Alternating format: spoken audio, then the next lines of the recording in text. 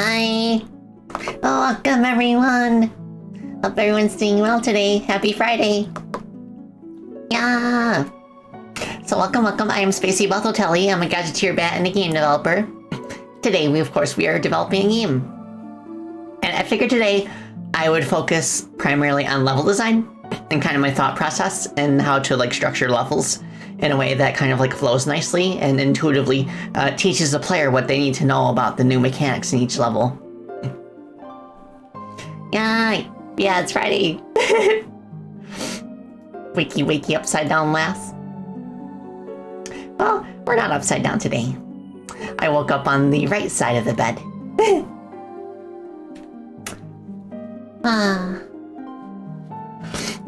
Oh, Drive, hi. Thank you for stopping by just to say hi. Oh, you haven't had to leave for stuff yet, so you decided to be a sneak? What the dog doing? Oh, yes, quite sneaky of you to proclaim your presence. Yeah, puppies are in the living room. Paige is, of course, barking every now and then. Usually you start the stream like that. Yeah, on my normal streams, I will start upside down sometimes. Yeah, no problem. I have the VOD of yesterday's stream up now, so you should be able to go to watch if you missed. So Lancelot, your parents, their birthdays are only a day apart? That's awesome. Well, happy birthday, Paulo. Yeah.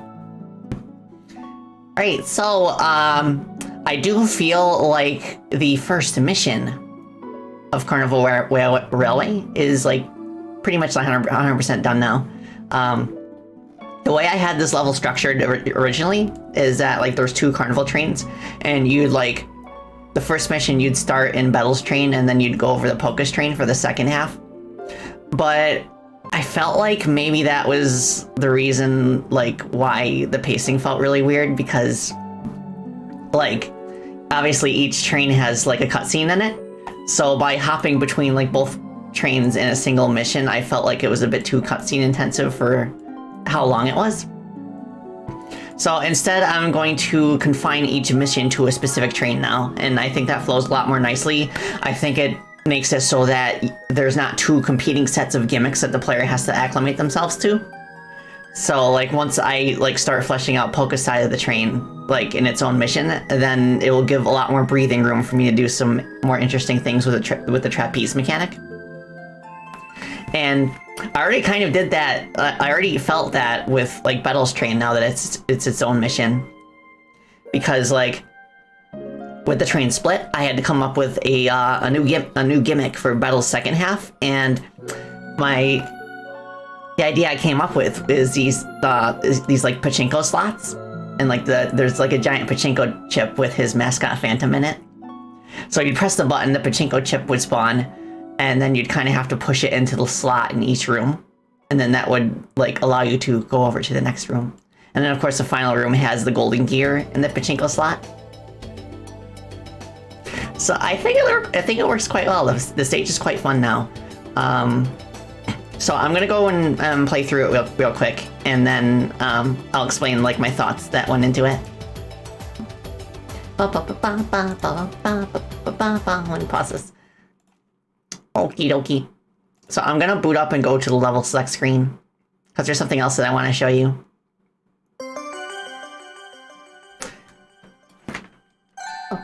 Okay, the volume should be working yet. It seems to be on my end. So, going to load game. Now I have made some improvements to the stage confirmation menu. So we're gonna select Carnival Railway here. Now, I made it now so that you can select missions. Before that was not possible. This was just a static screen. And your selected mission, it will show you record data for it in the top right if you've completed it. And it will also show you the rank at the bottom, which if you, right now, like I'm using like randomized save data for loading the game. So it kind of like randomly cycles for that. Yeah, you can see like the different rank colors and stuff. So, right. So I need to adjust the save file real quick, so that I do not have the first gear. So I'm gonna go into the game menu and, adjust that real quick. So it should be on the title screen script. Alright, so I'm gonna do this. Yeah, it's just kind of spaghetti code to kind of like create a save file on the spot for debug. It's just for debugging purposes. The real game will have an actual like file select screen when you select load game. Yeah, I can make randomized save data. Like, it's very slightly randomized, like just for the sake of making pretty screenshots. Let me take a sippy real quick.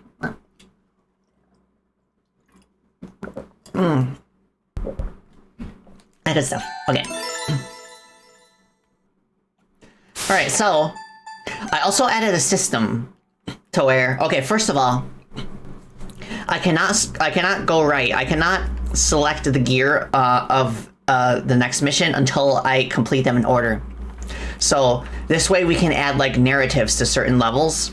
So you're pretty much like forced to play the first mission and then the second one like in sequence and all that. That is especially handy for Carnival Railway because I also implemented a system where stages can have intro cutscenes that they go to before the stage properly begins.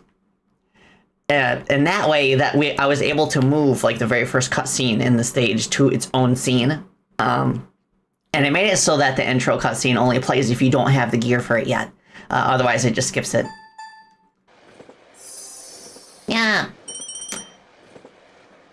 Yeah, so for those who were on my previous streams, like, this is pretty much the same cutscene as before, except I formatted it so that, like the positioning is different and that, like, Crony walks forward and, like, dashes at the end. I also, of course, added some train ambience because otherwise it's too quiet. And the train ambience is in the actual stage 2, but, of course, like, you can't hear it over the music unless you're at, like, the bottom of the level. Oh, you're gonna continue working on your game, Luis? Awesome!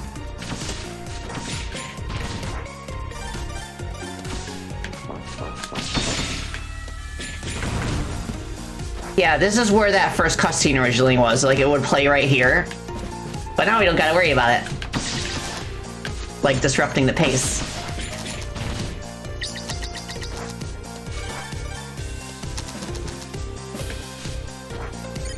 Also, yes, this song is done now.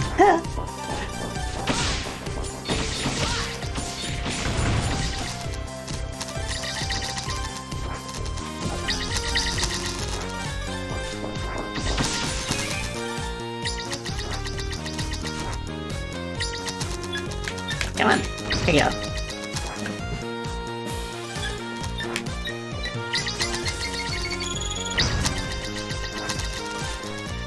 I'm gonna skip this for now.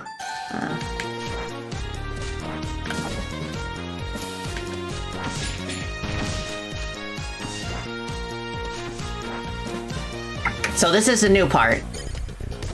This is where we introduce the pachinko mechanic. So you can hit it forward with your sword. And then, yeah, that's pretty much it. And of course we have hint boxes now. So I'm only gonna put hint boxes down for, like, player abilities that might not be readily apparent. So knowing this would make, like, it easier to kind of, like, navigate this area. So that's why I put a hitbox here.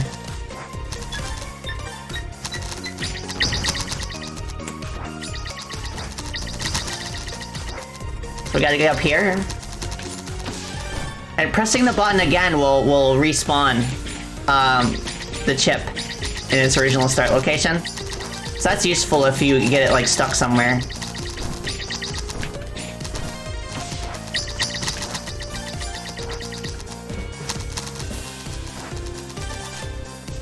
And here's the golden gear. So we got one more. But this room is a little different because these enemies will destroy the bridge that we need in order to get the pachinko safely across. So we're forced to fight these guys to get them out of the way.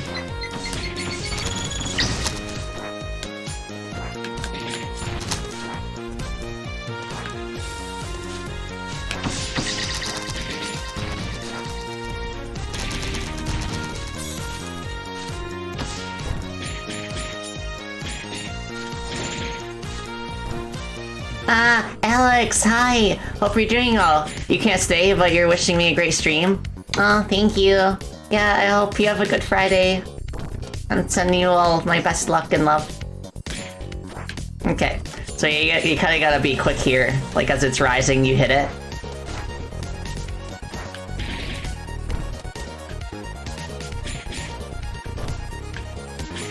Something else you could do is, you could hit it all the way until it's, like, right here, and then, Chronicopter from underneath to drag it down. But yeah. Well, let's go. Papa. Yeah, so that's that level. Yeah, this is a new project that I'm working on with our team. It's a hololive fan game called Chrono Gear, Warden of Time. Yeah! Thank you for the link, Alex. Okay, so a few things that I want to go over in terms of my thought process when I was putting this together.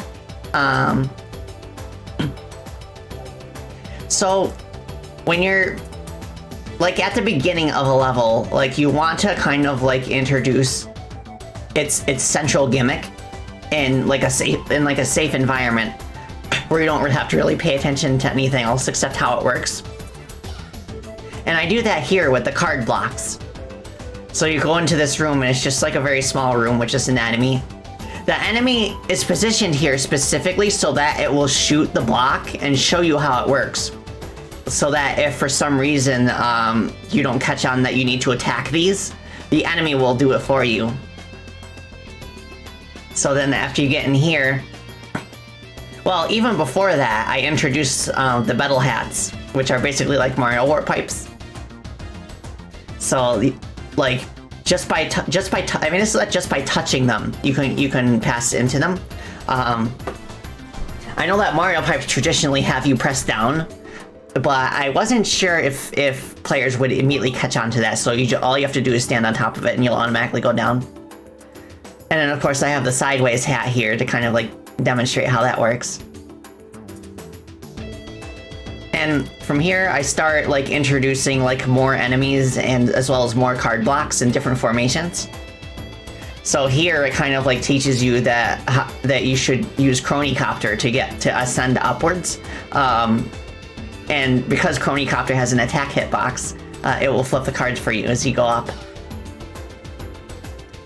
So from there, it's just like getting acclimated to it some more. Then we have, like, if you know that you can do crouch attacks to hit stuff underneath you, then this is like a bit of a shortcut here. But then we have the cutscene, and then we go up here. The player will have already been familiar with how springs work from playing through the intro stage in Belltown. So I don't really need a proper introduction for the springs in this level. Yeah, apps, it would surprise you to know that not everyone has played Mario. So the stuff that we often take for granted as Mario players, it's still something that you want to teach people. Like, especially like if you happen to have your game played by somebody who is not really that familiar with video games in general. Battle's hats seem to camouflage with the interior. Yeah, I know, but I don't want to change the color palette of them because then it won't match the color of his hat. So I'll have to think of something else, maybe like a glow effect underneath them. Or maybe just making them animated. Okay, so, this part is like a path that originally led to Polka's Train, but now it's a secret area. Like, you can take the rising platform and then get some extra notes.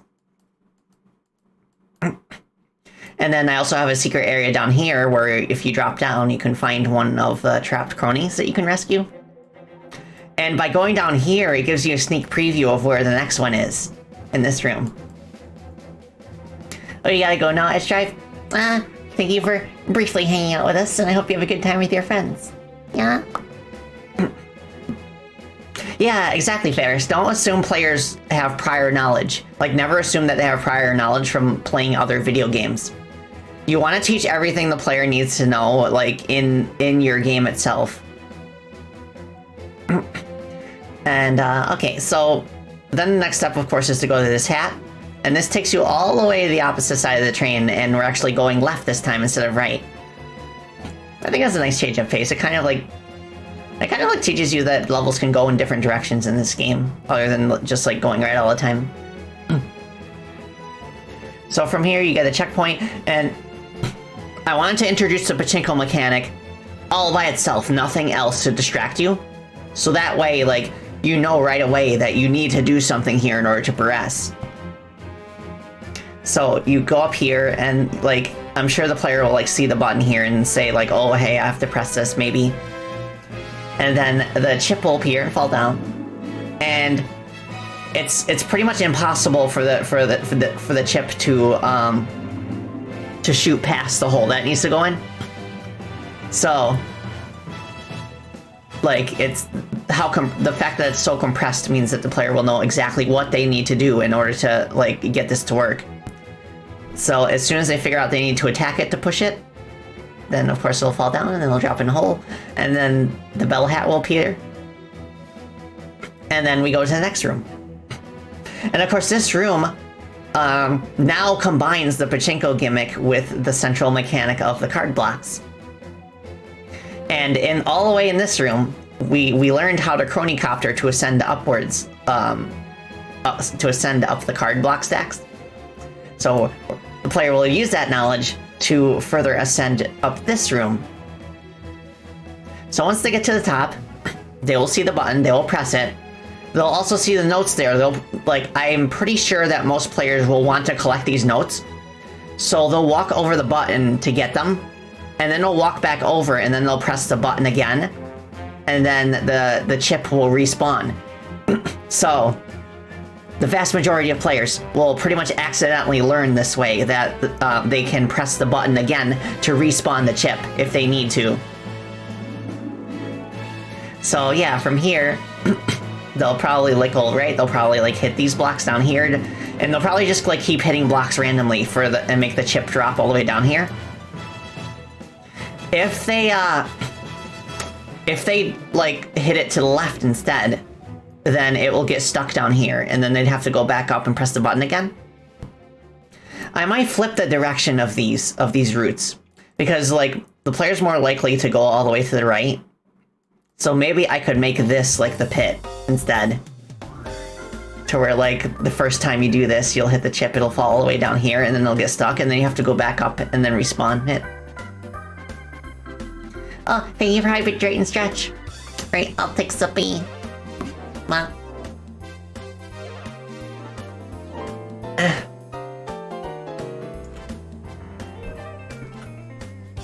Okay, I'm gonna loosen my neck brace real quick. I wear a neck brace now at my desk because I spend long hours at my computer desk, and I have a tendency to kind of like hunch forward and lean my neck forward, and that's not good for me. So this kind of like forces me to keep it in a neutral posture. Okay, stretchy. So while I'm stretching, so basically, the way it's structured right now. Gifted a tier 1 sub to Blake. Thank you for the gifted sub, Round. Hope you enjoy your emos, Blake. But yeah, most players will naturally kind of like push the chip to the right, all the way to the right here, and then go all the way left. I think actually, yeah, I think it's better this way, because it might feel unintuitive if they have to like push it right and then drop down to a certain distance and then push it left. And of course I put like a one of the bomb enemies here, just to kind of like keep players on their toes as they're ascending. So the third and final room. Now, up until this point, the rising balloon platforms have been entirely optional. It's not guaranteed that the player is going to encounter them. So I put one right in front of the entrance to this room, so that the player is like pretty much guaranteed to stand on it and see what it does. Oh, you like that I anticipate player action by probability? Thank you, Mike. So they'll probably keep going left, because they hear the sound of the golden gear. I feel like that's good audio design to have, like, if you have a mission where you have to collect something, having like an audio cue, especially if you have positional audio, very useful. So they're gonna hear the sparkling of the golden gear, and they're gonna go over here to investigate. And then they'll see that it's in here, so they're immediately gonna, because of their experience in the past 2 rooms, they're immediately gonna be like, oh, okay, I need to find the chip and then bring it here. And then I win. So, from here, they can either go up here and climb this area, or I think what's more likely is that they're just gonna keep going left. And they'll see these enemies here, but they're gonna keep going left and left, and then it'll kind of like naturally lead them to the rescuable crony here. So once they've explored this area, they see there's no chip down here. They're either gonna jump up here and see if it's up here, this ladder, or they're gonna go back to the start and then climb up here and then go to the left. But either way, they will summon the chip, but then they'll realize that the enemies are constantly like flipping these card blocks, which makes it impossible for the chip to get across safely. So then they realize that the goal of this room is to defeat all 4 of these shooty enemies, the bloom shots and gloom shots. So they will go like around this area, kind of in this circle, and just kind of like deal with them.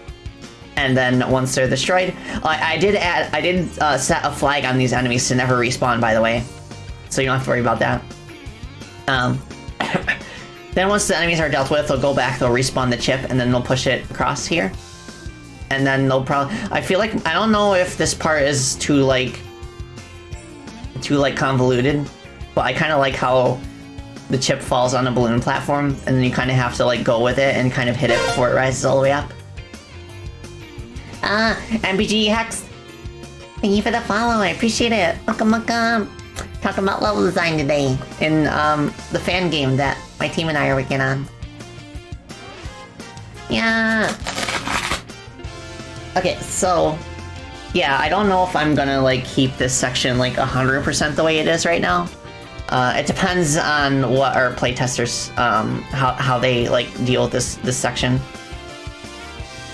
But yeah, once they get it down here, then the level's 1.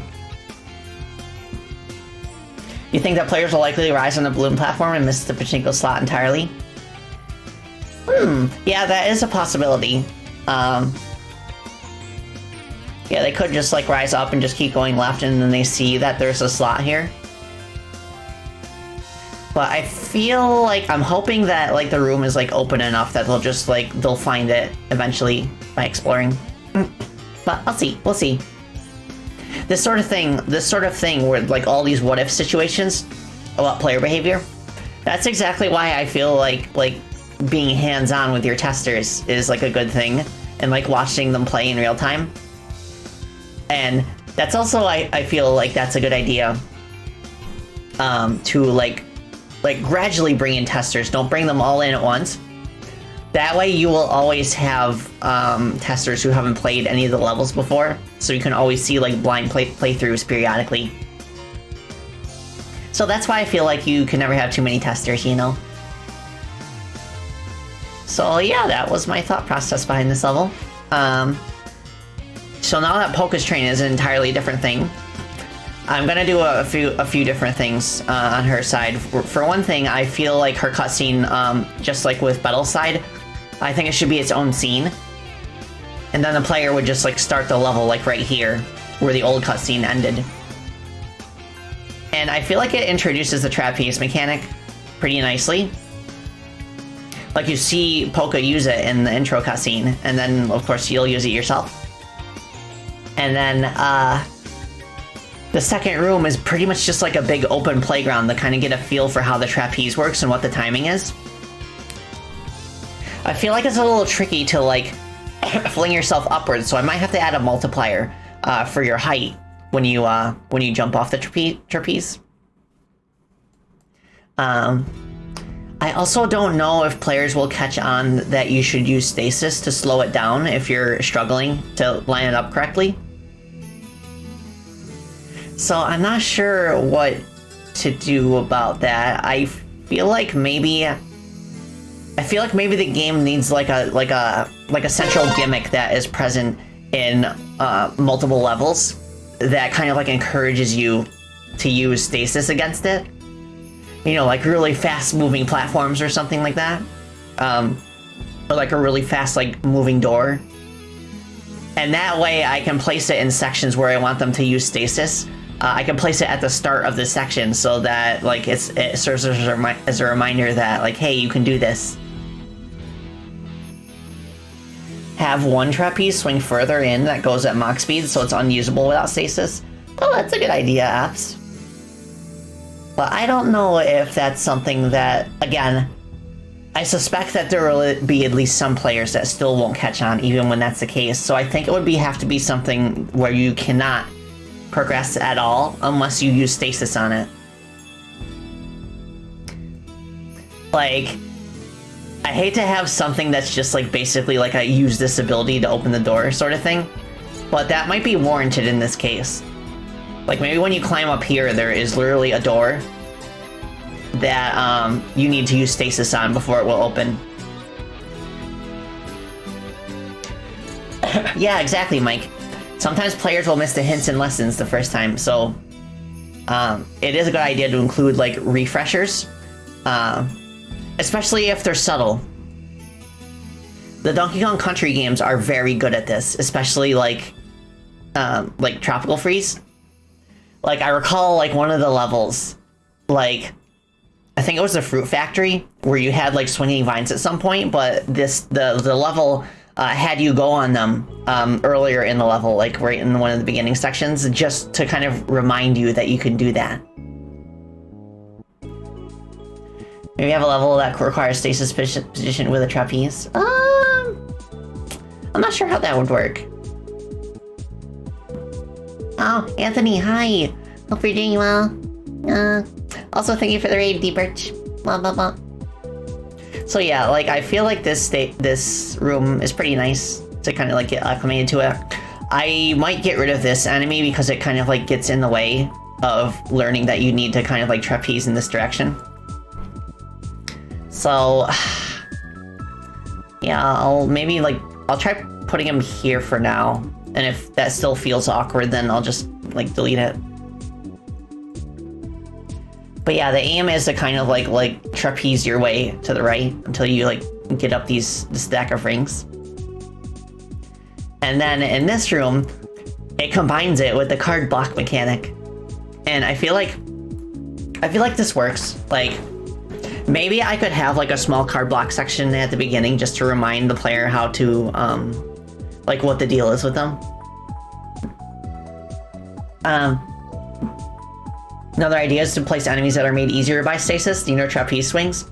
Well, that's a good idea. It's kind of like weaving the combat and platforming together, because like when you work so much like I have on action platform games, it's easy to forget that an action platformer is a fusion of two different genres of game.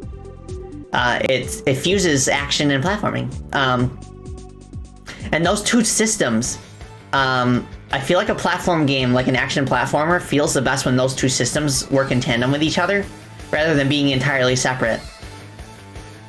So what you want to do, see that's why the players like combat abilities also have a secondary like mobility function. You know, like Chronicopter, for example. So that's a pretty good idea, Abs. So, like, I could maybe like put an enemy here that like can be dealt with much more easily with stasis, and then that will serve as a reminder to the player that, hey, you can use stasis, so that they don't forget. What you're saying is you put a lever or switch in stasis bubble in reach of a trapeze? Oh, okay. I feel like that might be too complicated at this part of the level, because we're still like introducing the trapeze and getting used to it.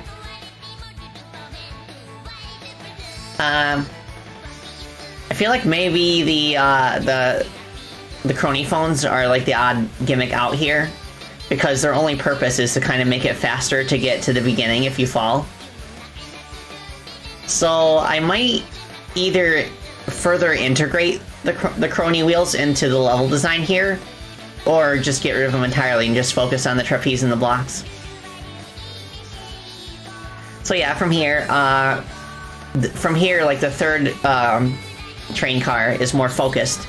Like it's more linear. Like you have to trapeze up here and then you hit this trail of blocks and then kind of trapeze up here and then do this again and just kind of like get past here. So from there, then the final room so far, like the stage right now takes like less than 2 minutes to clear. Like I feel it's too short, so I definitely want to expand this section. But basically, like the main challenge at the end is that these 5 treble coins appear, and you have to collect them all, and then the golden gear will appear. So I'm thinking I can expand this section somehow, and I think the reason that maybe it feels so empty right now is because it doesn't feel like it doesn't feel like a culmination of all of the past gimmicks just yet. I mean, I have the trapezes, but they're optional, and I have the rings. But I feel like I need to set it up in a way where you kind of have to use both in tandem. And then I also want to, like, bring back the card blocks as well. So that way it feels like a nice, like, combination of all 3. Are you able to save different variants of a level for testing level design? Kind of. I feel like if I wanted to save an old version of a level for, like, testing purposes, I'd probably, place it somewhere else in the scene. Which I did in Sands of Time, but I'll go over to Sands of Time in a little bit.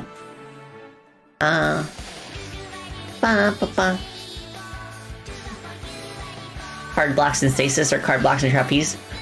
Actually, now that you mention it, I feel like the stasis doesn't quite work with the cards.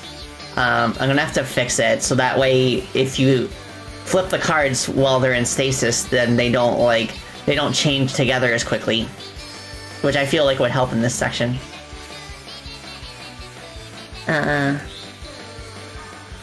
Alright, so I guess I could play through Polka's section independently. See how that works. Come on. Whew, I felt like I was talking a mile a minute there.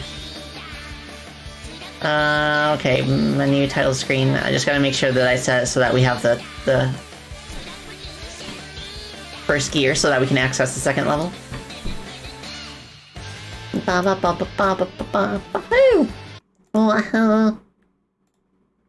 Okay. Now for some reason, I feel like Godot, like, when you test a game, it lags if the editor viewport, like, has particle effects in it. Which it usually does because all the notes sparkle. So I feel like that causes a bit lag, so that's why I kind of, like, drag it out of focus before I press play. Delta the Techie! Hi! Hope you're doing well! Oh, I better take a sippy. Okie dokie. Why is my button not working? Why is my button not working? Press the button to work. There we go. Oh, thank you, Rob, for hydrating stretch. Wow. I'll take another sippy.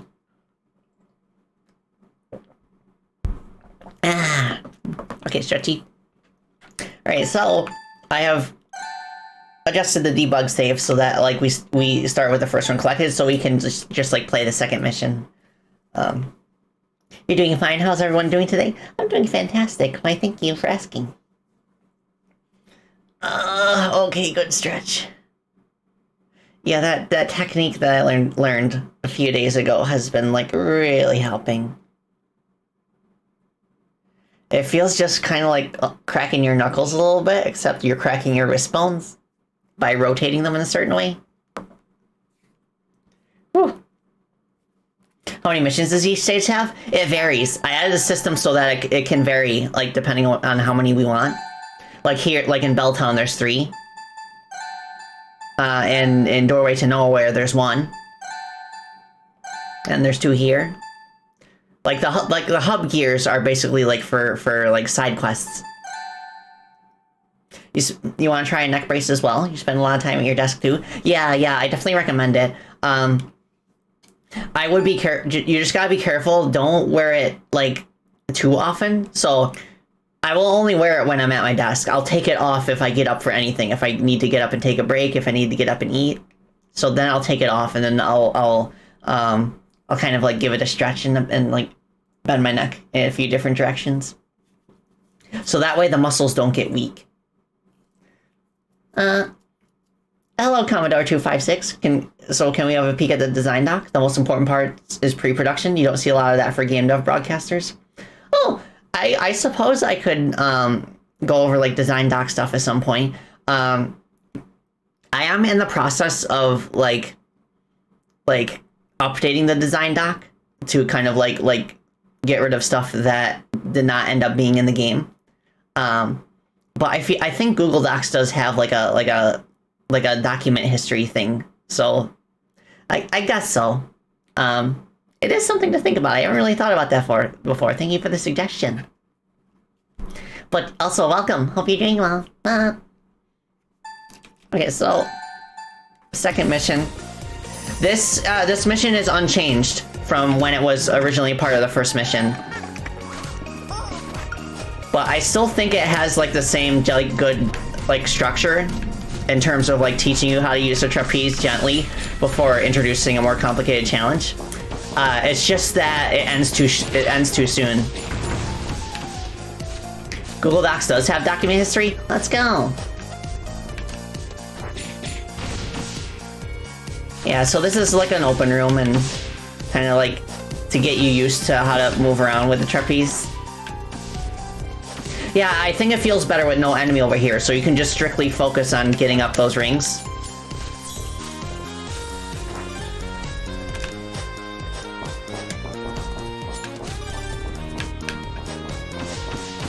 I also did add the arrow there. That kind of like makes it easier to tell what direction you're gonna fling yourself in.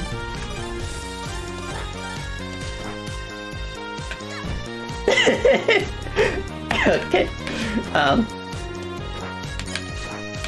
And here is where we introduce the more focused challenge.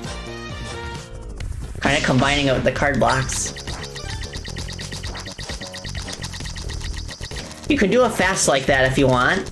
I'm gonna start over so you can see, like... I think that's not the way most first-time players are gonna handle that section. I think what's more likely to happen is that they're gonna trapeze up here. They're gonna hit this, and then they're gonna stay on the trapeze until the card blocks come back around. And that way they'll have kind of a safety. But that is kind of like... that is kind of the thing, isn't it? Like... I kind of like that because it means that, like, if you're patient and you're willing to wait a bit longer, then the level is easier. But you can challenge yourself in a speedrun sense by trying to get through that before the cards have restored themselves. I like that. And that's kind of why, like I tend to have, like visible timers in my game, because, like, at first glance, it does kind of seem just... it doesn't seem to serve a purpose, but I think it gently encourages players to kind of like optimize their run on repeated playthroughs and like experiment with like different moves and like different like routes to see what will clear challenges the fastest.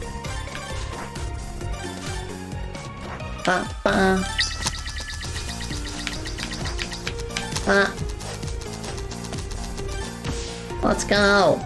Okay, so we're at that part. Oh, you got a riddle for me. What rhymes with Apollo? A follow? Let's go! Thank you for the follow, I appreciate it. Thank you, Commodore. and I get kind of the joke behind the name Commodore 256, because the Commodore 64, that's multiplied by 4.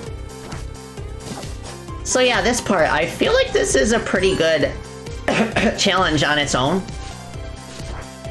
but I just need to like... there's a couple ways that we could expand this section. One would be to have a second set of 5 treble coins and just make this one like the first one, and then you have to do a second set in the next train car, and like doing the first one would just like get you access.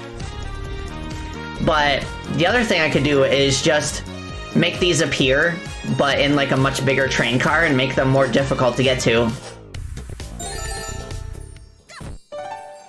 Oh, Cybernetic Dragon, hi! Hope you're doing well. Yeah, I'm doing pretty well too. I'm having a good Friday.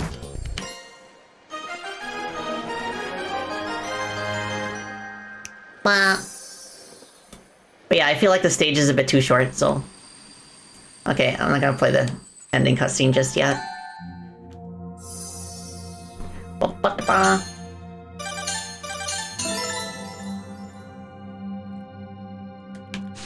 Alright, cool. So, that is that. That's where Carnival Railway is now. If I have time after, like, I'm explaining, like, level design stuff, then maybe I can try, like, expanding this area, kind of give it a fair shake, based on what I've talked about so far. Where's my music? Wahoo! You're doing good here, just waking up, and you see the game is coming out. Very awesome, too. Thank you! Okay. Bit of a breather. Take another sippy.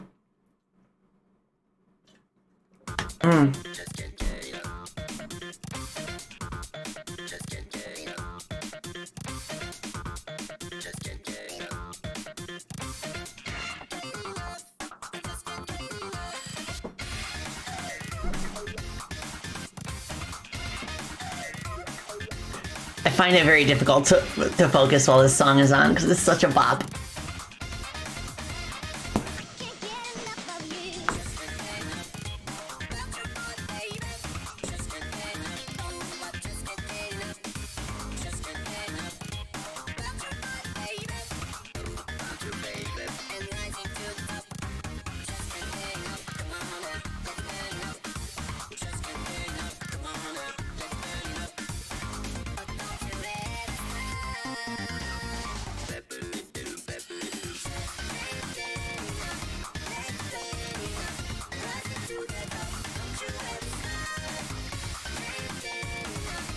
You were gonna redeem Stretch, but never mind. Oh yeah, this is a stretch in itself, I suppose. You're revamping your game's pixel art style? About a few days ago? Nice. I'm not familiar with that game that you mentioned, Amano. But yeah. Why stretch when you can boogie? Exactly.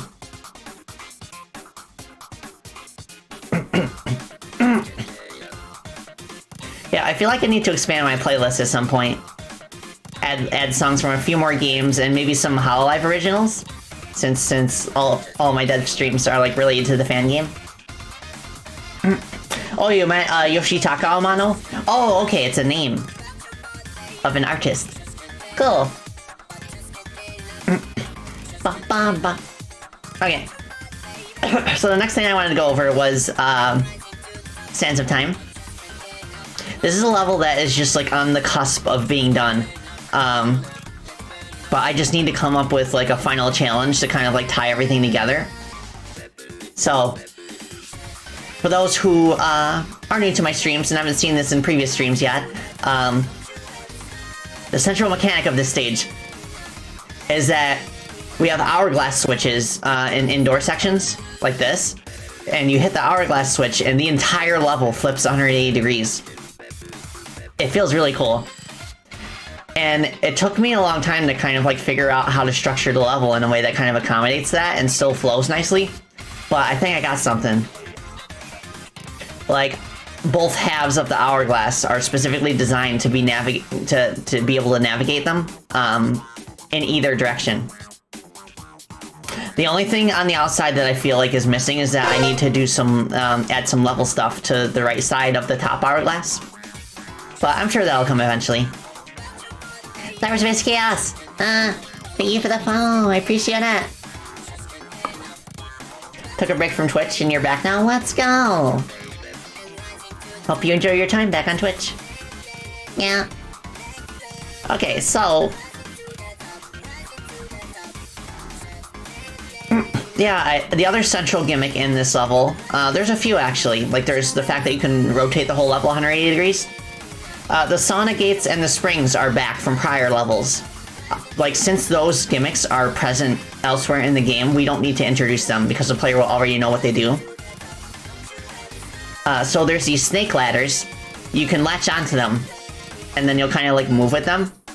I upgraded them since the last stream to where now if you are holding onto a snake ladder when you're under the effect of haste, the snake will move faster. It feels really cool.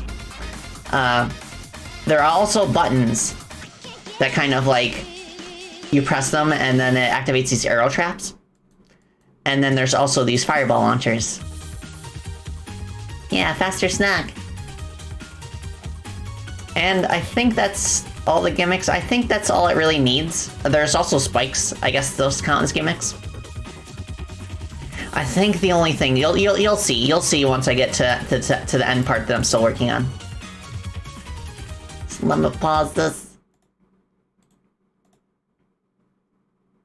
Mama.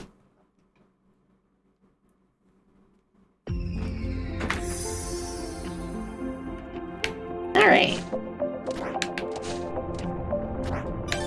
So we keep going here, and then we see the snake here, and then we're more likely to touch this one, so we'll finally figure out that you can climb up and down it. And when you have haste activated, it moves faster. I like that. I feel like that I need to apply that to other gimmicks that you kind of like ride. So that way whenever Crony is riding something and she has haste on, it will kind of like, it will move faster with her. I'm not 100% sure what to do with this bottom section here. Because, like, it kind of like leads you on with stuff being here, but then, like, you reach the end of the hourglass. It does teach you that the hourglass has an end, but, like, I feel like I need a more elegant solution to kind of, like, direct them in the opposite direction now.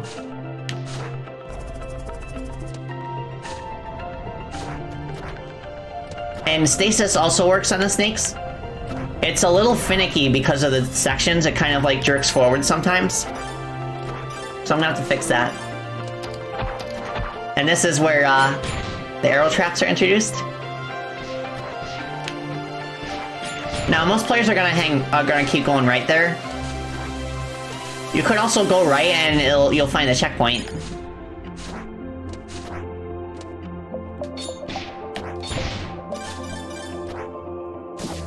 Well, yeah, you'll see players will see the note trail here, and then it'll kind of like guide them where they need to go.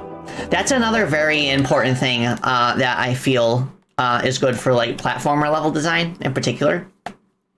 Place your main collectible like in kind of a rough trail, especially if the level is more open-ended, like kind of like this one. And you'd be surprised how much that can help. Because they see the shiny thing, they want to get it, and then by the time they get it, they are further along in the level. So it's basically just leaving them a trail of breadcrumbs to kind of like gently nudge them in the right direction.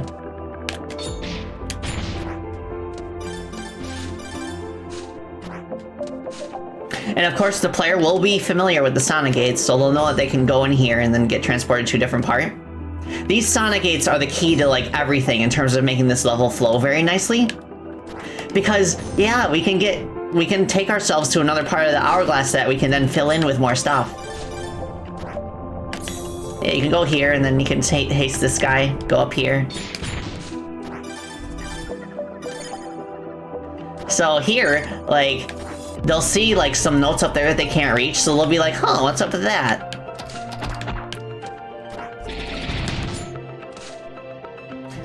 And this is a new mechanic that they probably have not encountered before, doors you can walk through, so I decided to add a button prompt for it. So now we're in an indoor section, and here's the hourglass.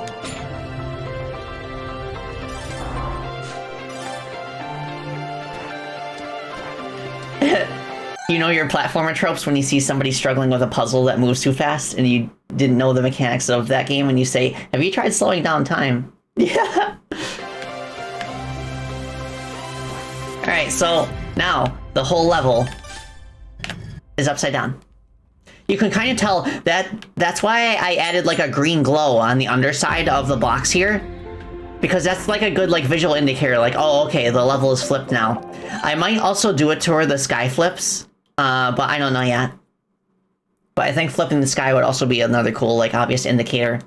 I also did that with the sandfalls right here in the background. The sandfalls indicate where the center of the hourglass is, and it lets you know that you can drop down here and you'll get to the other side. So there's two paths you can take now. And I feel like each one would lead you to a different golden gear. You could go right, and then you kind of like ascend upwards.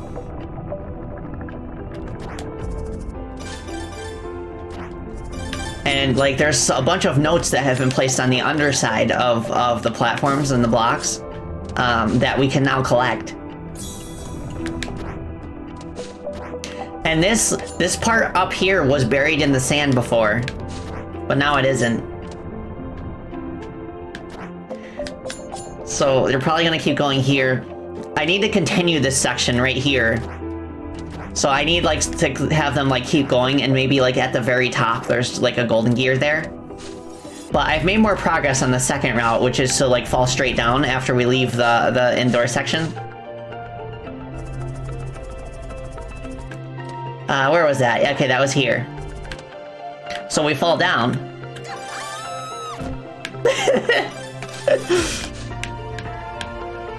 So now we can go right, and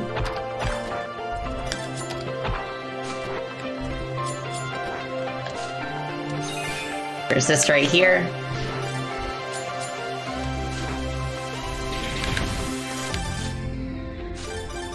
Yeah, that was Crony's actual scream in one of her streams. She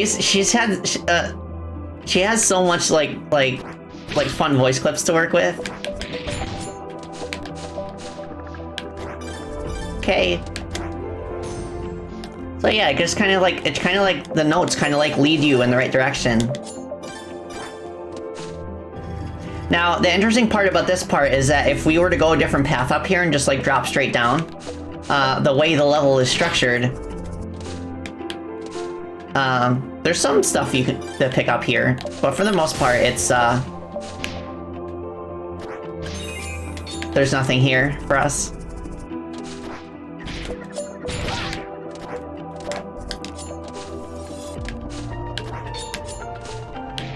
And we can't reach this part right here. Like, if we... No, yeah. So what we're gonna have to do is go in here. And it takes us up here. So we're able to play this part again and be like, oh, okay, I need to actually jump across this gap instead of falling down. Oh, hello, Crimson.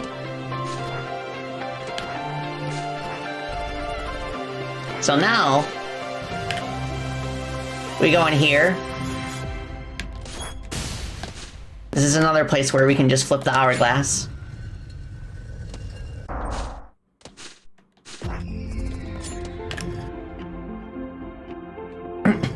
You're a genius. I never noticed these things when playing games, but it all makes sense. Oh, I appreciate that. I feel like it's something that pretty much anyone can learn. Anyone who's like passionate about like game design, because I've been like doing this sort of thing for like ever since I was 11 years old, so pretty long time. But like a lot of my early years, like the first like 6 or 7 years, I was just like kind of like messing around and still learning how to do certain things.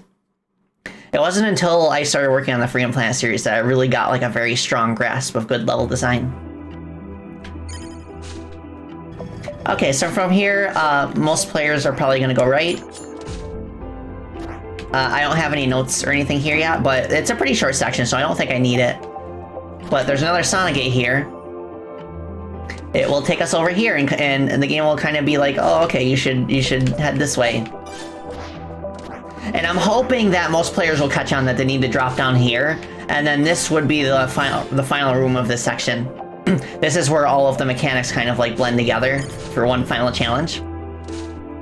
We have an hourglass here, so we can flip the room. We have snakes, we have spikes. There will be like some kind of like door here with the golden gear behind it, I think.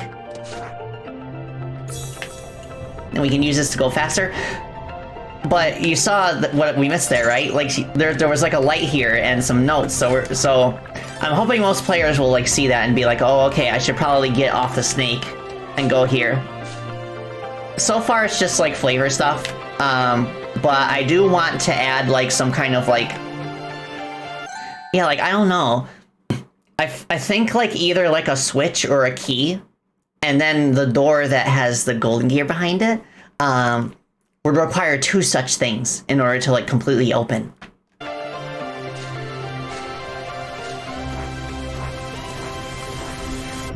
But yeah, we keep going here. We can drop ourselves off here for some notes. And then we can also fall down here and get these if we need it.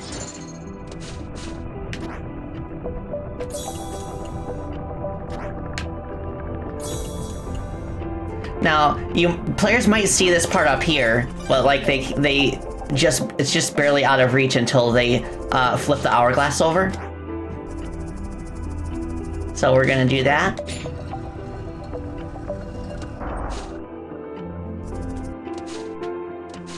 And then down here is a completely different section, and I think we'll also have some flavor down here.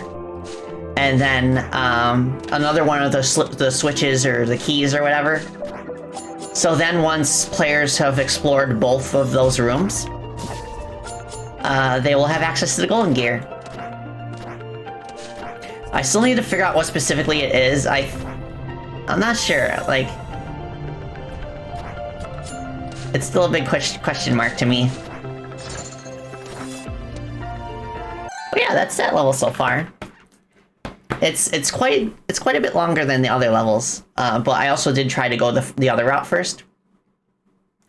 But I do like when platform games kind of have like a variety in terms of like length, so that way we can have like super quick like obstacle courses that serve as kind of like a rapid fire test of your platforming skills, and then kind of like we can also have like more like dungeon like levels where like more exploration is more the focus. You made stuff in Multimedia Fusion? Yeah, I did too. I grew up with ClickTeam software. Like, in retrospect, I'm glad I did, because like their various first game creation software was super simple. Like, it wasn't really capable of that much because of that, but on the plus side, it was easy to learn for like a child. Put different glyphs of varying colors on each door. Otherwise, the player could get confused about which door they have entered and which they didn't. That's a very good idea, Ops. Thank you. I'm gonna write that down before I forget it. Okay, so... make each set of doors have a different glyph. Awesome.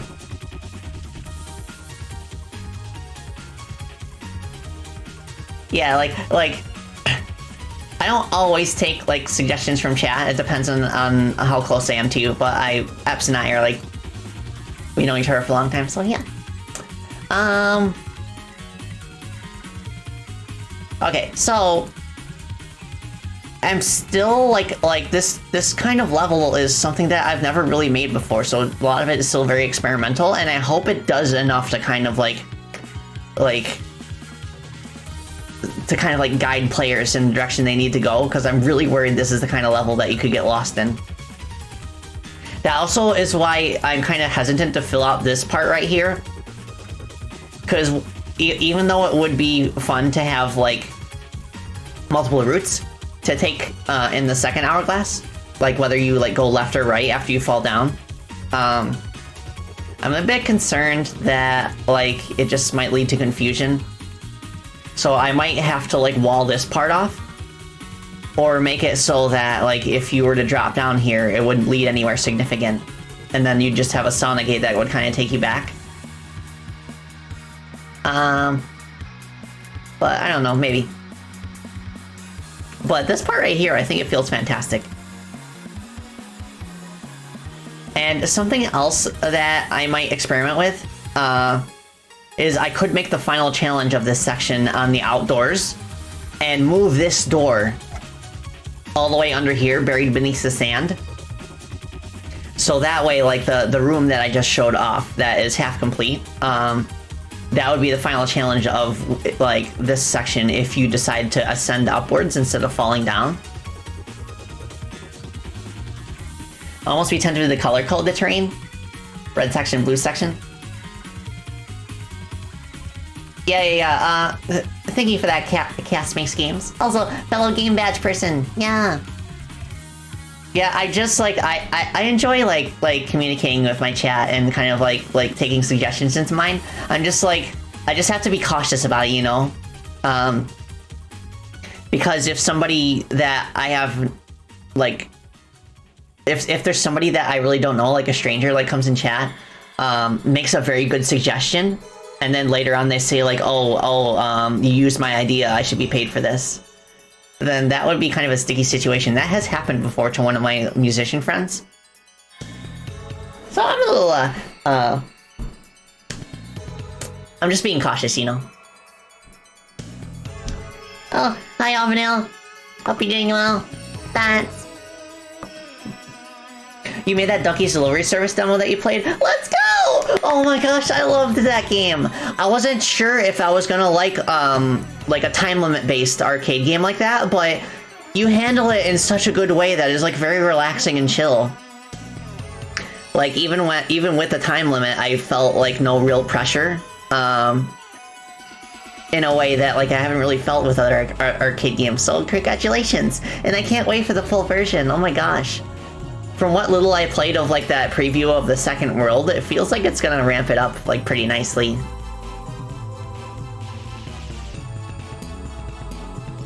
But that's like the chillest arcade game. Yeah, I like this so much. Yeah, you don't want that situation to happen. Absolutely. Well, I mean, for the most part, I wholeheartedly trust my underwings. Also, a thing from Celeste in the temple level, it would start torches out unlit and light them as the player passes them. That way they know where they already were before and where they weren't. Oh, Eps, that's a cool idea. We kind of have that with the fact that, like, as we collect notes, the level is gonna, like, empty itself that way. But... Oh, wait, I just got an epiphany. Hold on a second, I'm gonna take a sip before I divulge.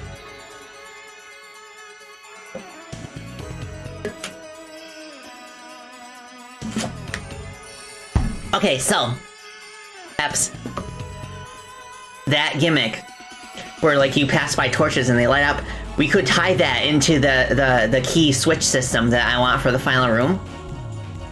We could make it so that in certain sections of this level, there could be like torches that have to be lit in order for like a door to unlock or open. So you'd like the very first door, for example, we could just have two torches, one on the left and one on the right.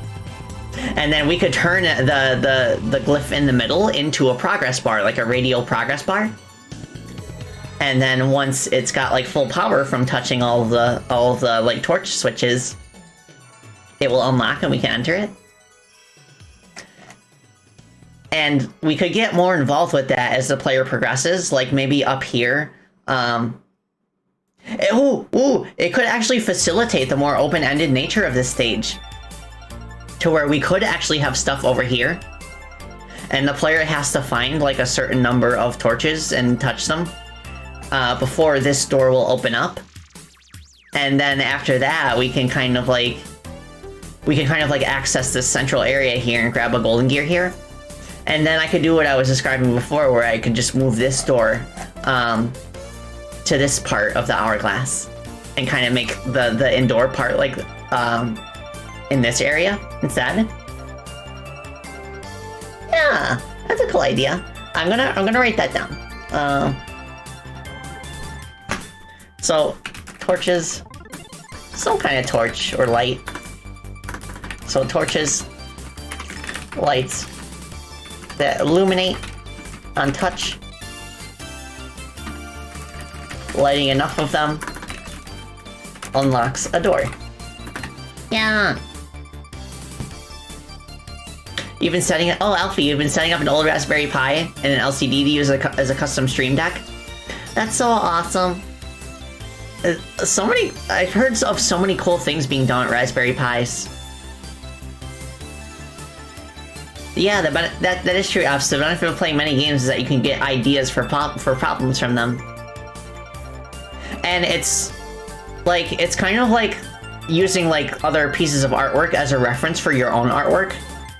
Like it kind of like helps point you in the right direction, so you can kind of like take your own spin on a concept. Could there also be a UI or stage element that lets you know how many torches you need to light? Oh, okay. Yeah, I might have to do that if that's the case. Yeah, something else that I could do is that I could also have a variant of the torches that are like just for decoration and pathfinding, just like F said. That's a cool idea. I like that. I'll have to keep that in mind for other levels that are open-ended like this. To have some kind of like decoration, like some kind of background decoration that changes as you pass through it. So that way it kind of like serves as a marker for where you've already been.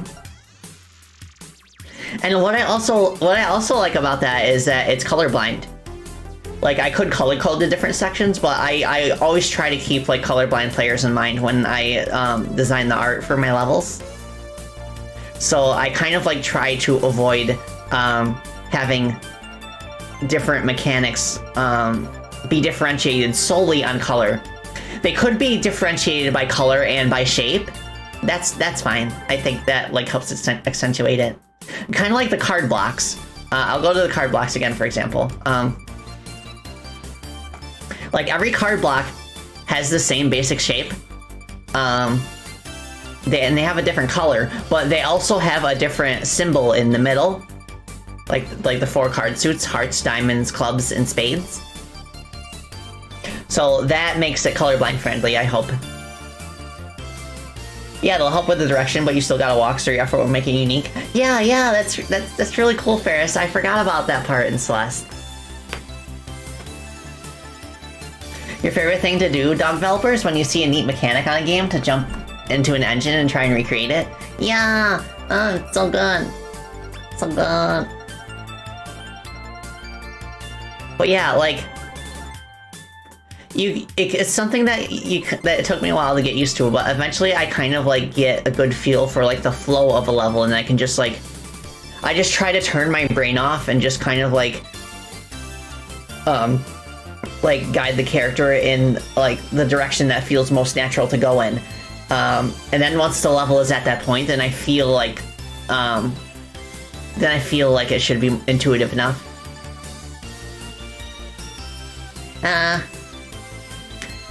But yeah, that's definitely something that I could try.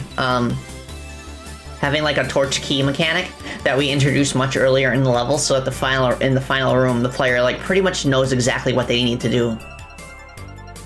It could also tie into like this thing here that Crony can examine, like the mural, to where like maybe the lights that are surrounding it are something that you have to touch, and then after you touch it, you can kind of see it. But otherwise, it'd be too dark. That could be cool to experiment with. It will also be an accessibility feature for people who just cannot navigate at all, even in 2D. Yeah, exactly.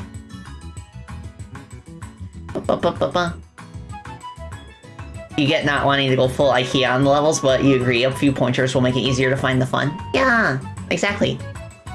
Yeah, you also want to avoid like long stretches of level where the player is like doing nothing. So that's what kind of worries me about this corner right here in the bottom right, because there's nothing really to do here except avoid the hand. So I feel like,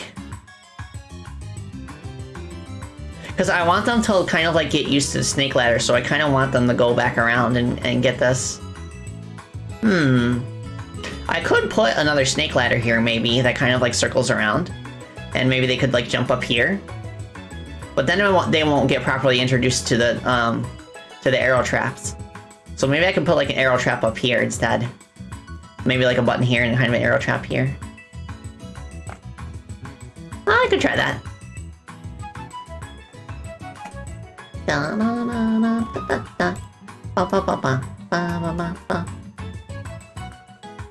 Okay, let's select this. we just kind of do this?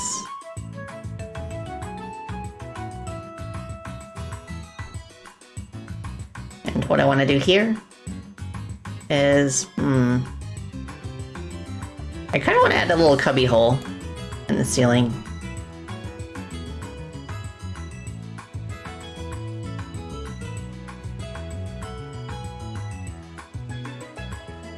Da, da, da, da, da, da.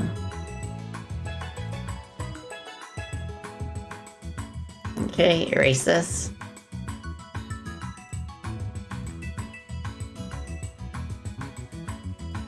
That way I can put the arrow trap in there.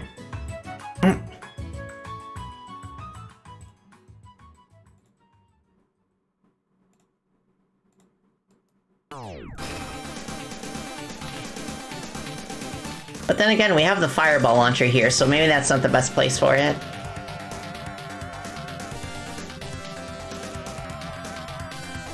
Yeah. Never mind. Okay, so now let me try bringing another one of those snake ladders over here. I'll go with the smaller one. And the cool thing about this, the snake ladders, the way that I've set them up, is that they have paths attached to them, and I can just move the path in it, and it'll change the path that the snake moves along. Oh, this looks very, very interesting. Thank you, Crimson. Hope you're doing well. Yeah, okay, so now here we can kind of like, I could maybe like adjust this bit of geometry here, so that the snake can kind of like go up here and then around here. This way? Let me try that. So that way, instead of like having this set up where like we have the spring here that takes them up like that, they would ride the snake up. And I can make the snake go around like a very like tight circle.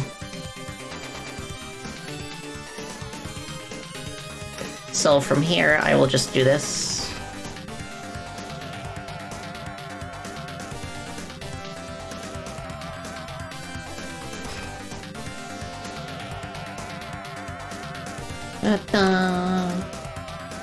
Don't really need this spring. There's somewhere else I can put it. Da da da da da. Ba da ba ba ba. I'll put it here. Rotation 180 degrees.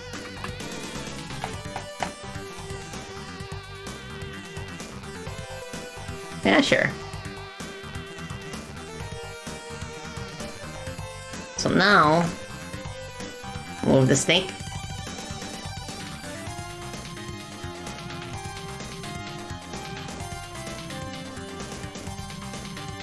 Okay. Wait, I got an idea. Let's bring Mr. Spring back here. So, the player would have a choice. Either they could ride the snake and then jump off it when it's up here, or they could avoid the snake and use the spring instead and kind of propels them up where they need to go.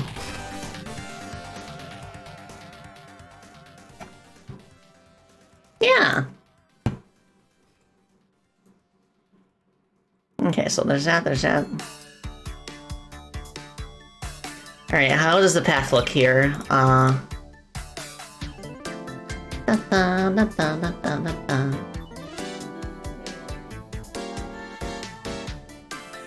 So it would kind of be like this.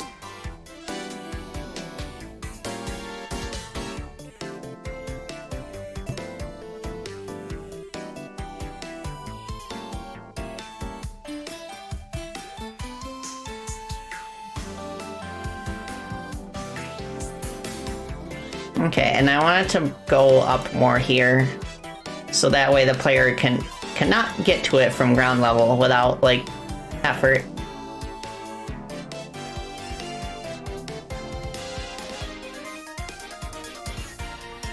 Yeah, something like that. So then they kind of have to go, like, back around here and then climb the ladder again and try again that way. Unless they're good with Chronicopter. Okay, so now from here, I can kind of like go up here, grab it when it's coming this way. Okay, let's try it. So now I need to figure out what to do about this leg here.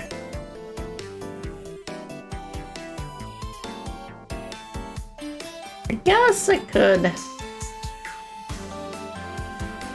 do this.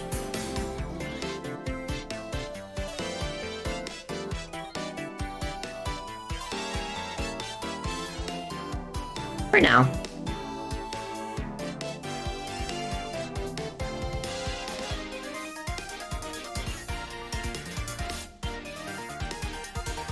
How do I feel about games featuring 2D animation? Something like Shantae or DuckTales Remastered? I think it's cool. Like, games have been doing that ever since, like, the very early days. They'd have, like, cinematic, like, cartoon style, like video openings. I think that'd be a cool throwback if we were able to, do something like that for Chrono Gear, but depends on who's available. I mean, the hololive community has a ton of amazing animators that I'm sure would be quite interested in something like that. So I am interested. It's just a matter of how like long it would take and what the budget for that sort of thing would be. But it'd be so cool to have like a retro style like opening in animatic, even if it's only like a minute long.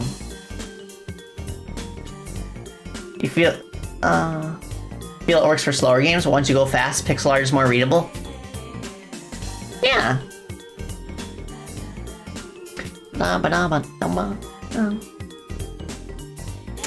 Okay,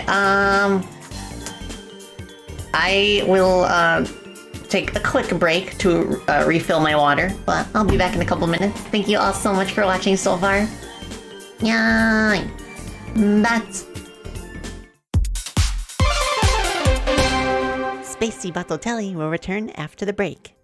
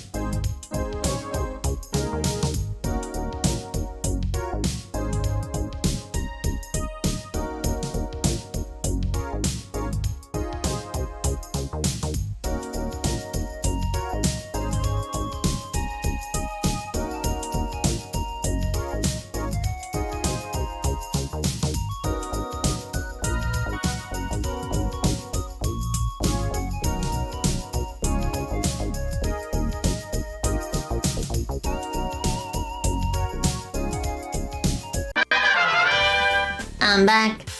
I'm back. How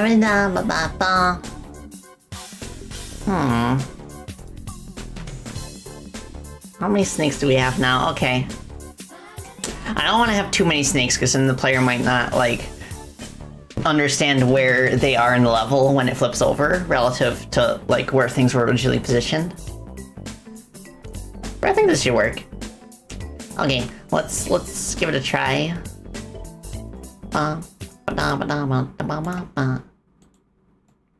See what it feels like.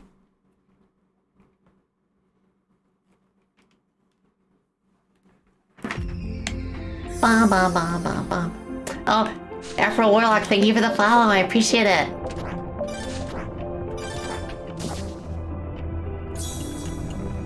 Hope you're doing well. Ow. So this is like the most natural path.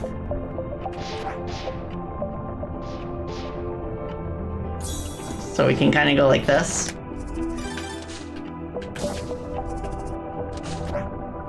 The only thing I don't like is that you have to use your double jump to get up here, or else you can't progress.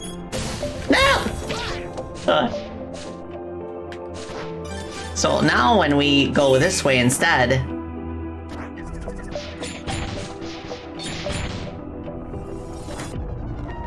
you can go like this.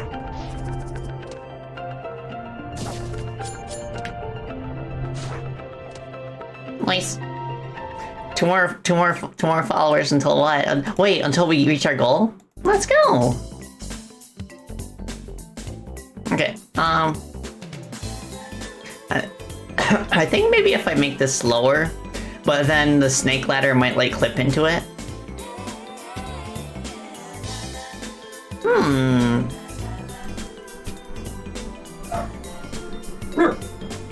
Oh, Samuel is barking. That usually means that there's somebody, like, nearby. Let's see. What's your dog doing?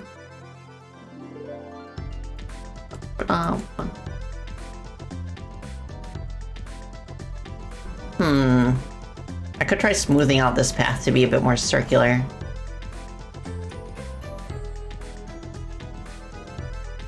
So, like, I put middle ones here.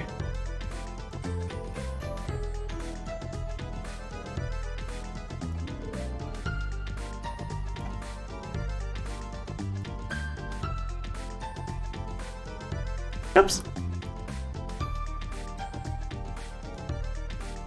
Yeah, a lot of times level design is like lots and lots of experimentation, just like trying stuff and see what sticks, what feels nice, and what complements the existing layout.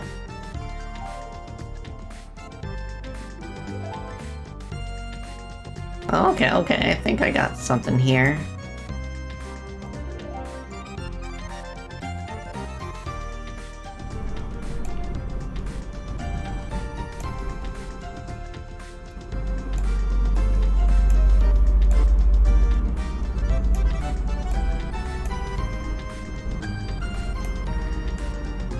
Something like that, I guess.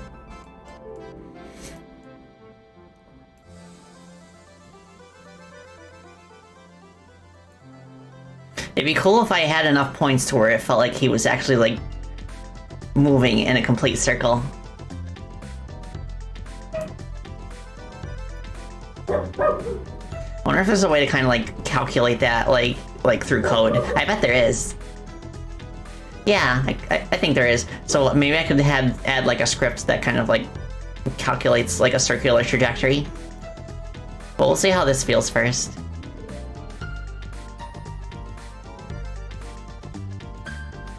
So what I'm gonna do here is I'm gonna take this part away. I'm gonna move this down a little bit. So that way,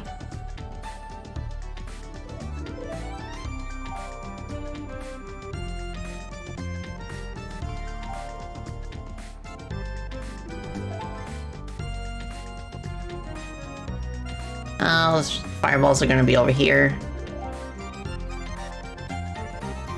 Okay, so the fireballs will like crash into this wall here.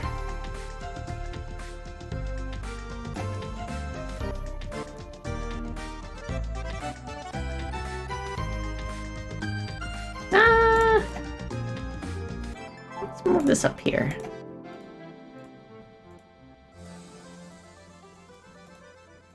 Oopsie. There we go.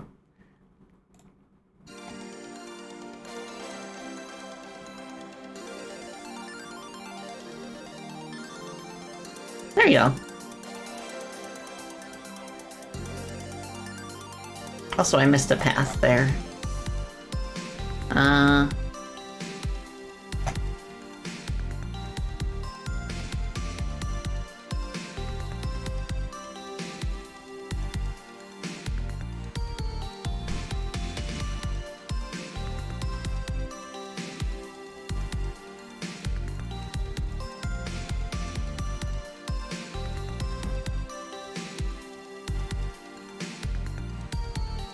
Okay, cool. Oh, hi, Standard. We're doing level design today. Oh, by the way, there is kind of like a digital book almost that I read recently after a friend recommended it to me. It's from a series on the game design forum known as Reverse Design. It goes into Super Mario World's level design in like obsessive detail in a way that is like very interesting. I highly recommend it if you wanna up your level design game. So I'm gonna post a link to the book. There you go. They have printable versions of it too, which is really cool. Oh yeah, I remember. I hope you've been enjoying it so far, Apps. It just like goes through like each world and each level and what they kind of do to kind of like teach the player about different mechanics. It's all good. Okay. Alright, we're gonna test out this section again.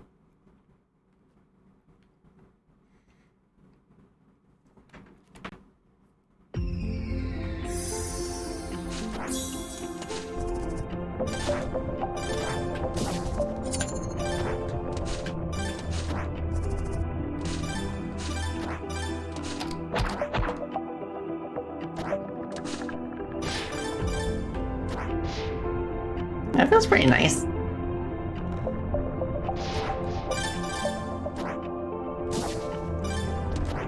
The way it rotates at the end point of the line is a little weird. Okay, I see why.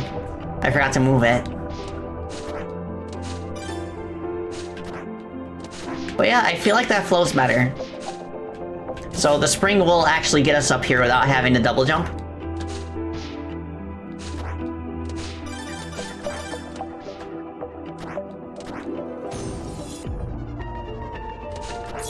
I want to see what it feels like when we're upside down.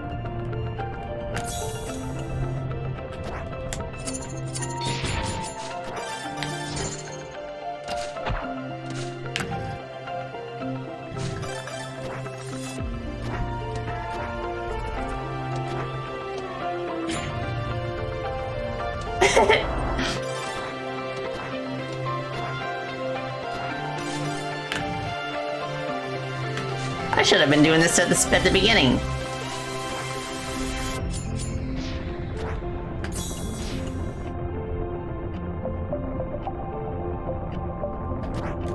Okay, so I think we go up here.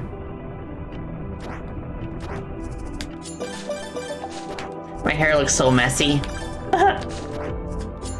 It's because my upside down hair like has trouble coexisting with my short hair.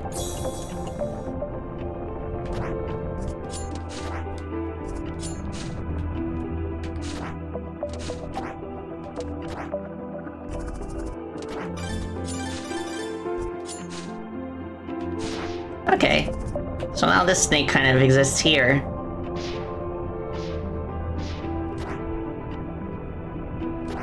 Doesn't really do anything, but whatever.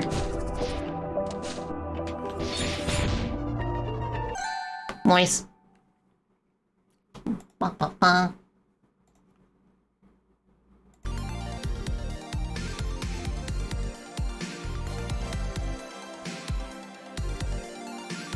Yeah, like an old school video game also, like, sometimes they won't even teach you in the game itself. You have to read the instruction manual. Back then, that was actually an anti-piracy measure. to where like you could like download games or like get them on a floppy disk, like copy them on a floppy disk and then send them over to somebody. But without the original manual, you wouldn't be able to get through like the early sections of the game, because they would usually give you like ask you like a question that the answer would only be in the book.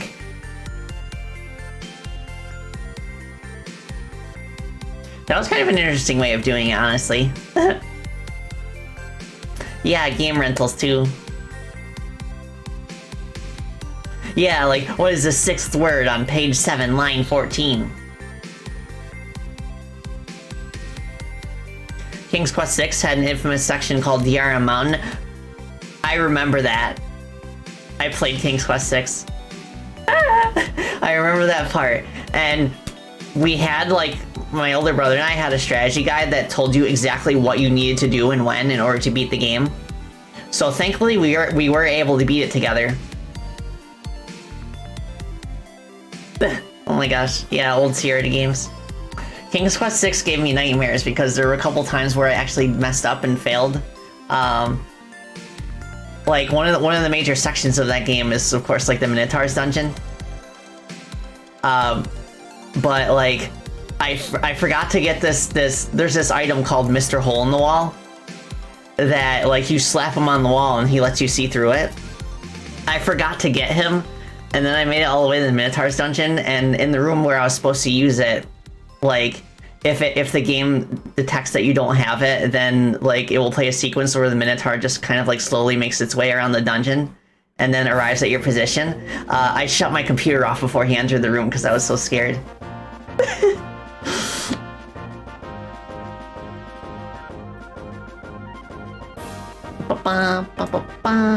Okay,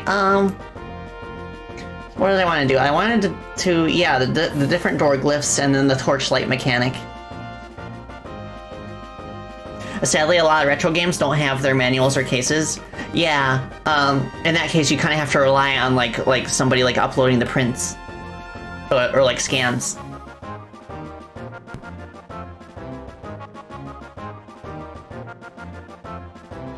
Oh yeah, Haas, that too. Like old school games are like, they had a habit of like ramping up the difficulty to unnecessary degrees just so that it would take longer to get through it. So that way you would have to like pay more for renting it.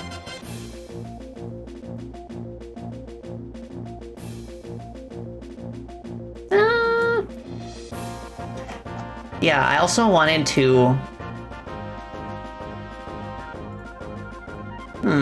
Okay, so I guess we need to think of a design for the lights.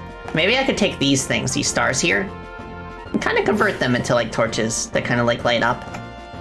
I'll give it a try. So what we will do...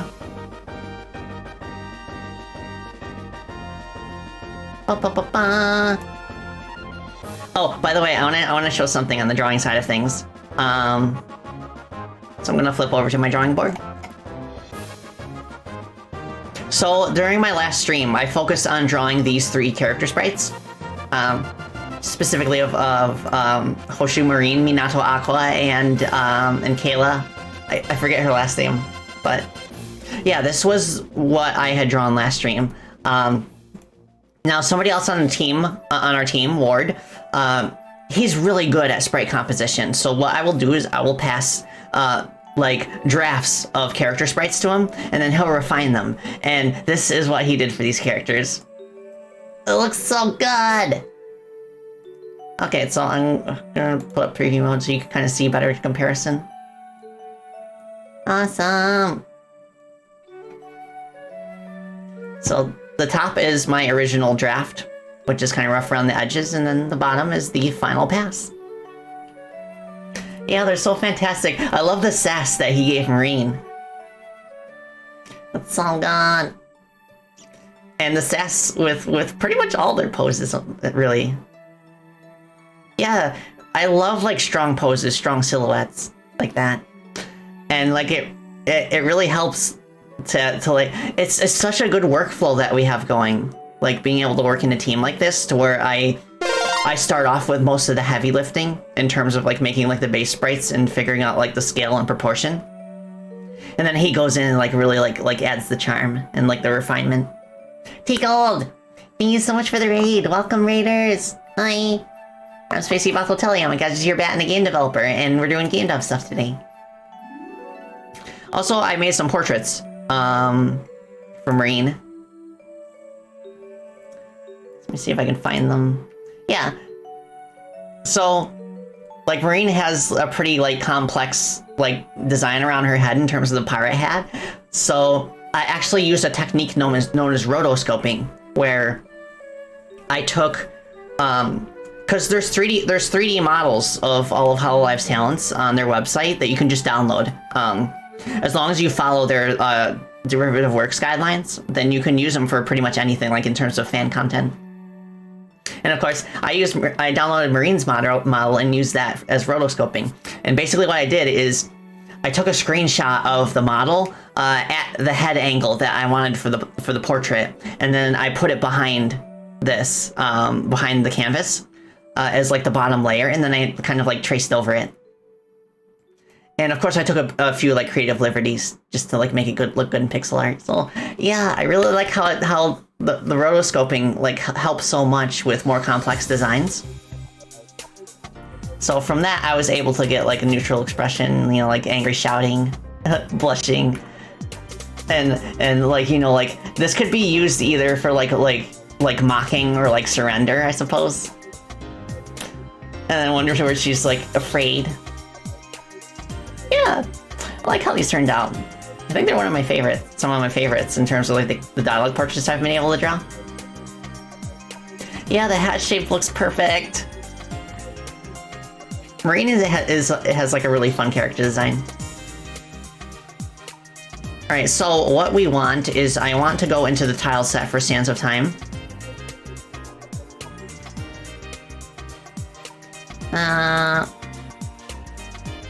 Okay, so I want to take this four-pointed star.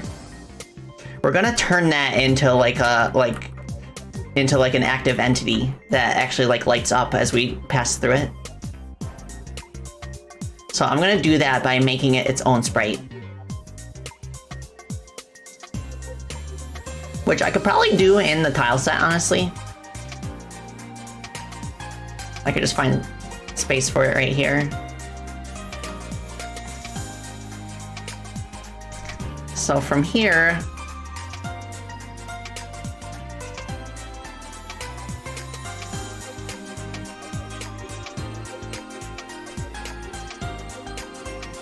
oops.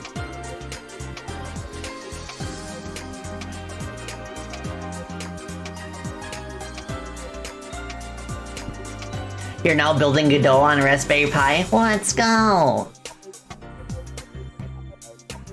So I guess we like illuminate it like this. I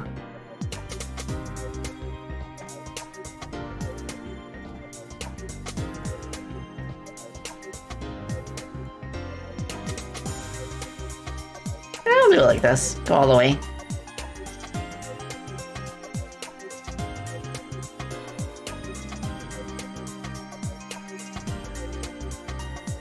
Yeah, I think that'll work, and then I can make like a bloom effect around it, I guess. Oh, also something else I want to do.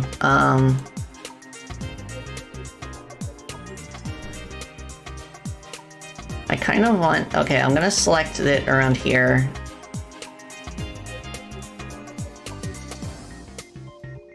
Oops.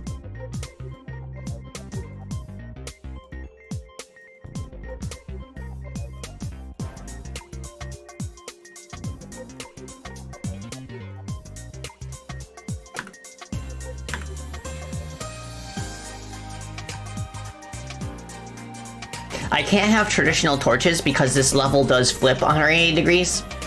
So that's why we have these kind of like pylon shaped things.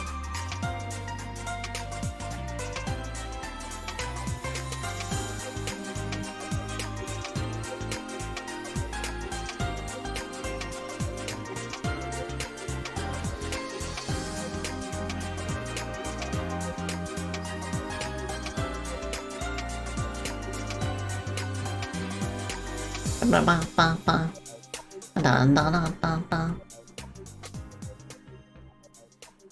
Yeah, so that way it looks like the background behind it has lit up.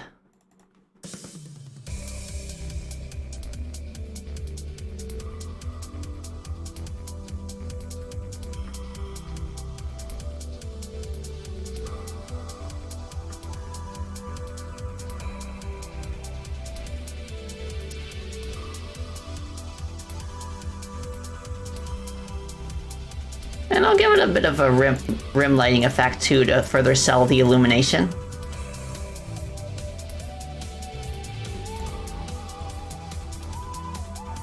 Yeah, I think that looks good.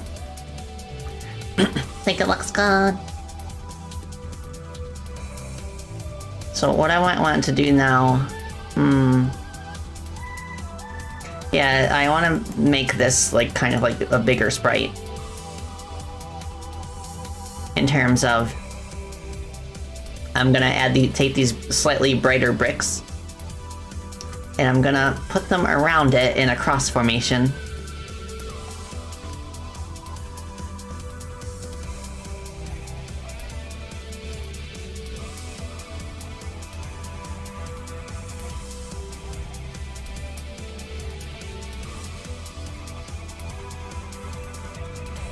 Okay. Right, save this, and then we are going to go back into Godot.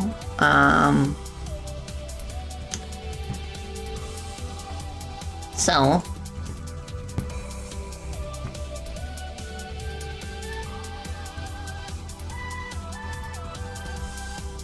let's just go here.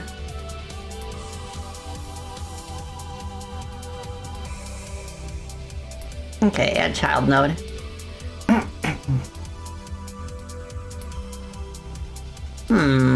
Okay.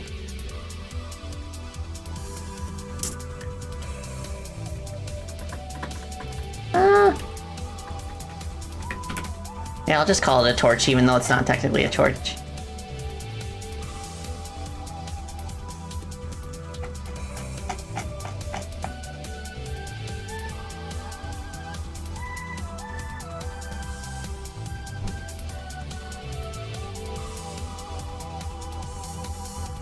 Okay. So I will add 2 sprites. One for when it's off, and one for when it's on. And then I will use an Atlas texture, which is basically just the tile set.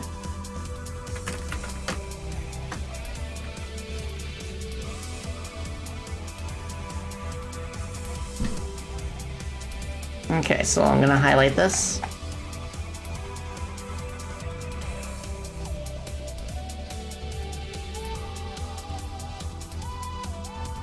Cool. What is a good offset for this? In terms of ordering. Okay, -2. And then we'll add another sprite for when it's on.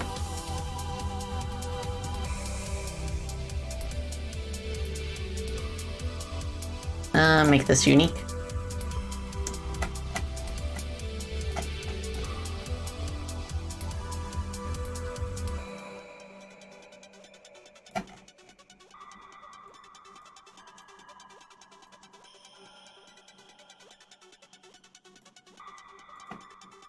Cool. So, ignoring the activation zones. Nice. It seems to be kind of like offset weirdly for some reason. Not sure what the dealio is with that.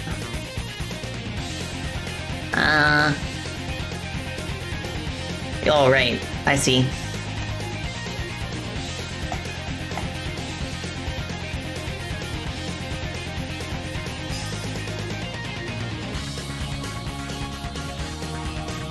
Nice. So now we'll kind of do that when we pass by it, and it'll stay that way for the duration of the level. So what I want to do now is give it like an area hitbox. I'll change the type.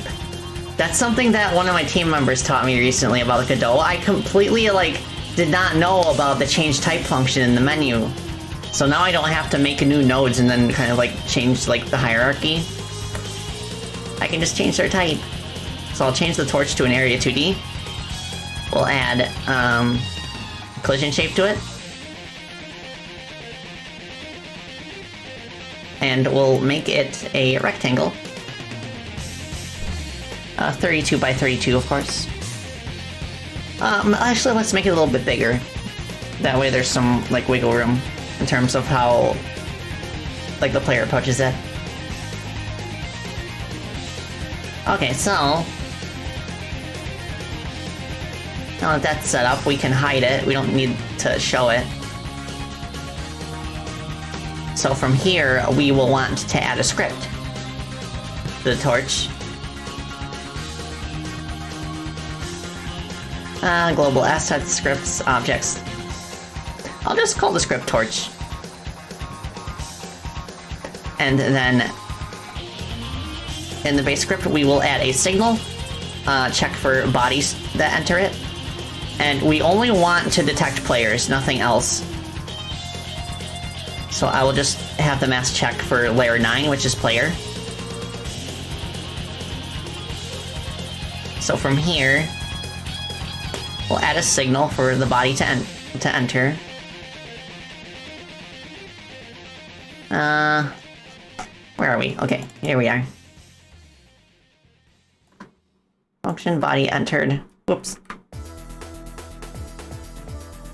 Like, the script is probably, like, the simplest script that is going to be in this game.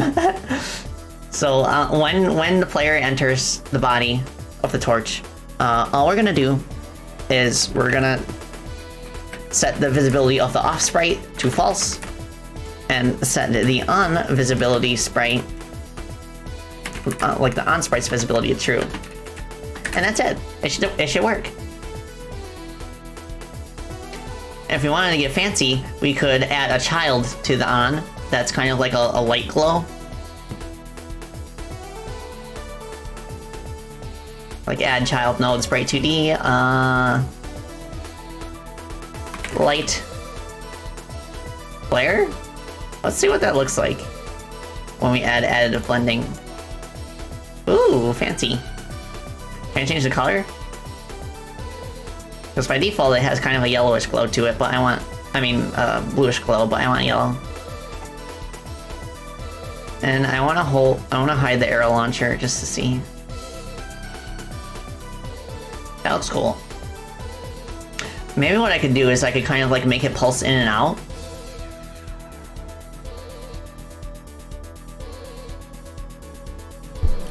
Yeah, let me try that. Now, something else I learned recently in Godot, you can hold Alt and right click, and then it'll show you a list of all of the objects that exist on the point you clicked on. So from here, I can select our torch.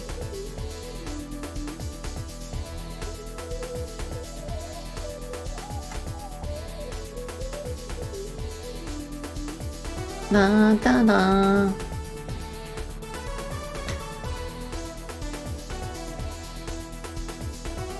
Whatever, just put it here. Like the one downside is that like the horizontal parts kind of like bleed in. But I could probably like touch that up a little bit by going into the sprite and kind of like making the area a bit smaller. That way we can just fit it in like better in more spaces. There we go. So I bet from here we could take this glow, and then we can give it an animation. So I'll add an animation player node to it, and then we'll just call it glow. And I could make it like a one-time thing where it has like the burst and then it disappears. I could also make it to where it kind of like pulsates on a loop. I feel like maybe it should just be a one-time animation. That way the player like knows that there's nothing really to it.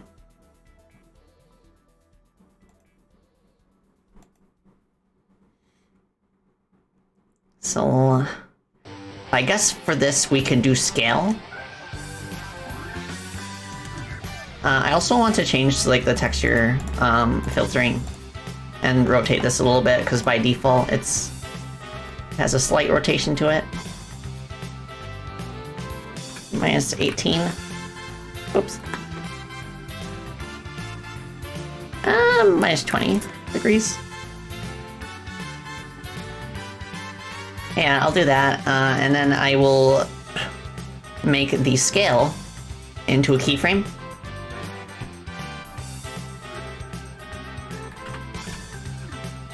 And then I will make this kind of like go at 0.5.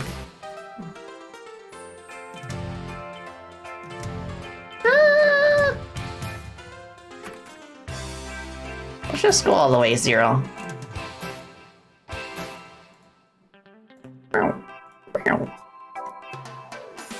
Cool.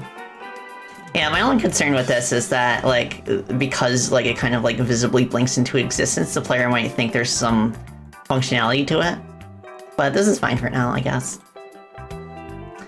So now I want to save this. Well, first I want to, like... Okay, yeah, that's fine. Save branches scene. Scenes. Oh, wait, no, I better put it in the tile set folder.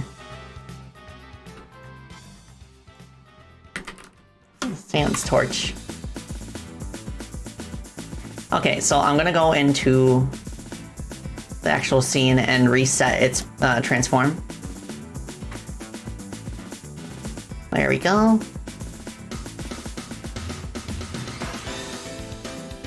Oh, that's one of the bosses I was working on.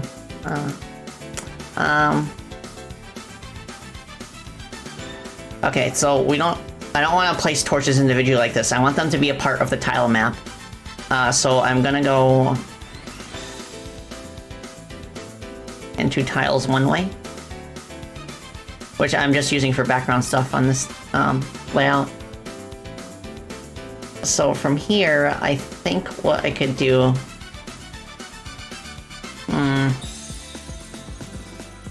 Yeah, I could add just like a separate like scene collection here.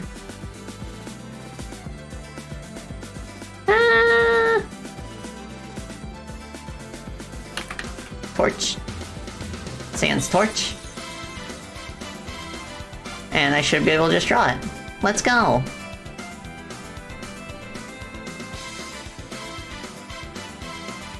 So, something I want to do that I just noticed. Okay, tiles, where's my tiles?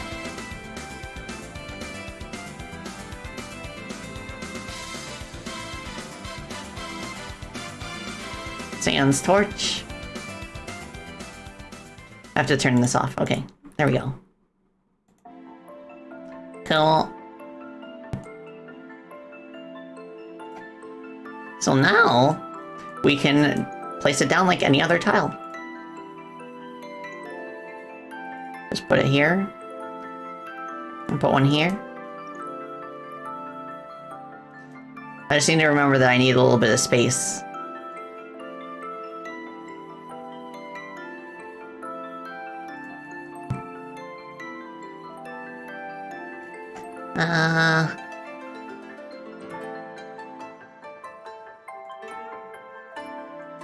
Cool.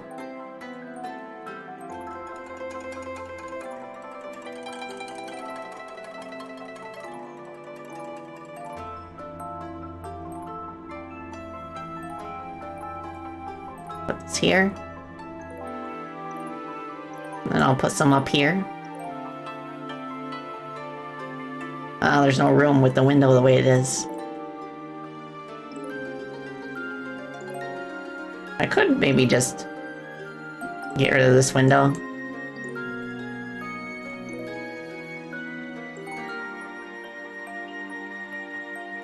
Oh, maybe I should put them on the outside instead. So what I'll do is get rid of one window.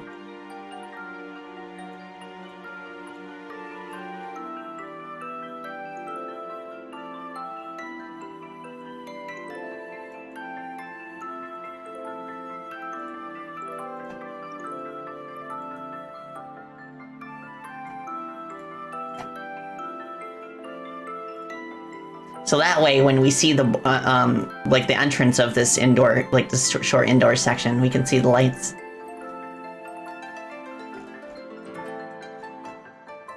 Now I can put these ones here.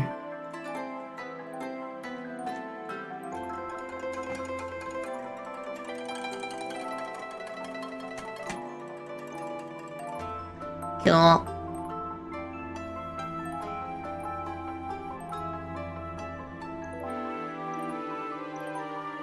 Now, I think for the versions of the lanterns that actually like open doors, I think I would want them to be placed on the floor instead.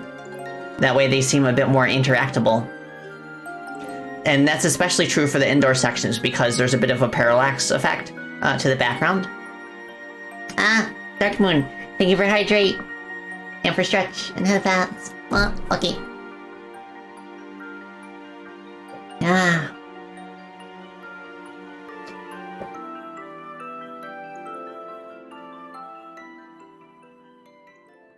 E. Ah, good stuff. E.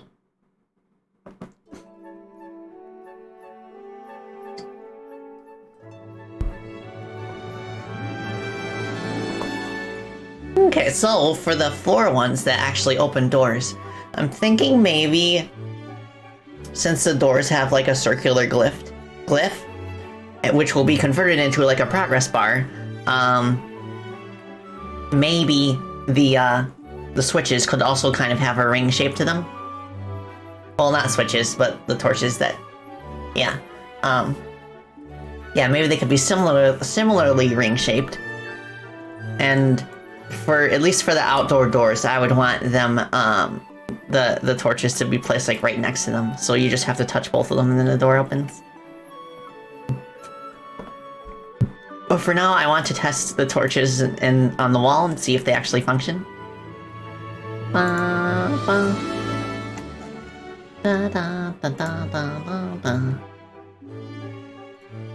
Okay, let's see. Where's my music? Here we go. Ba, ba, ba, ba.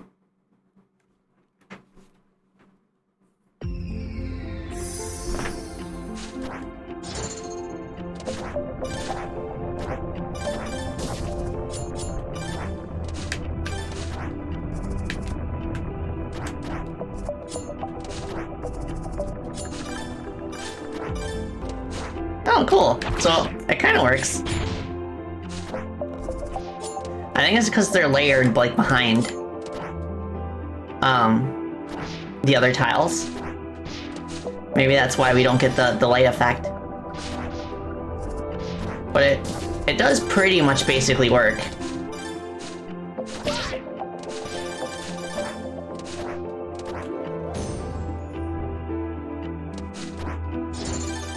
But the issue that I see with them is that there's very few places outdoors where that have wall sections where they'll actually fit. So I might need to actually change them into like floor lanterns. But they do light up when you enter, when you cross through them.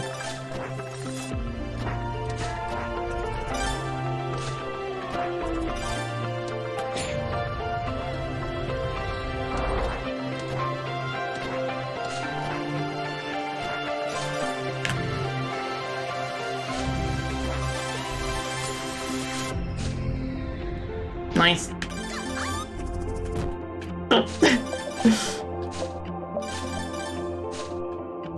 Come on.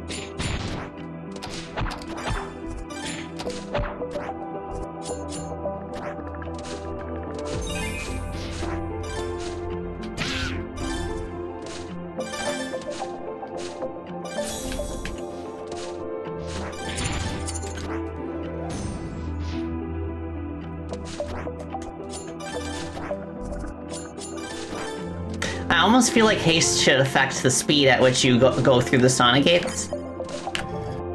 Maybe you could get maybe that like the appearance of it changes as well, to where it gets kind of like a laser effect.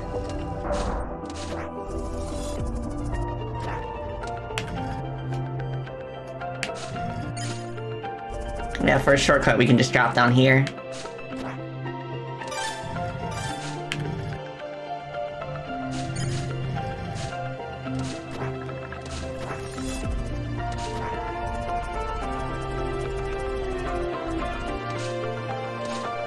Yeah, we might need to change the look into like a floor lantern.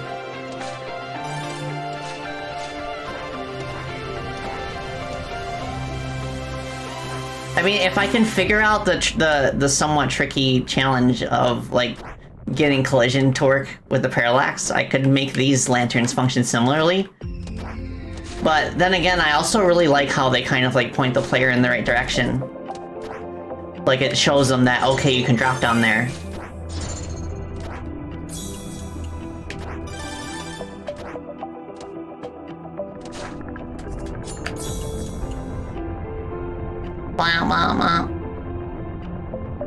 Yeah, and like right here, it shows us that, oh, there's a path up here. And I don't want them to get the impression that that's an area that they've already explored, given the precedent that the torch is actually set for them. This was an interesting experiment. I think I need to forego the touch torches for now. Maybe there could be a different level where that comes into play, though. But it's nice to have that code, just in case I need it for something else. Like if I want to have like plants and nature kind of interact with you passing by them. Like maybe there are certain like flowers that I could put in some of the nature levels where when you pass them, they kind of open up. Who made the music for this level? It was a tag team between myself and Bob the Guy. Gonna be going. Need to take care of your YouTube channel tomorrow and keep uploading videos. Oh, no problem, Joker. Thank you so much for stopping by. Okay, so I will go back to the tile set. I will just go ahead and replace these.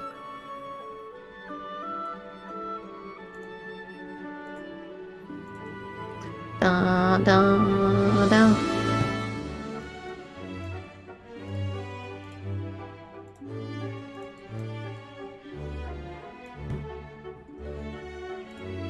Da da da da da da da da da da da.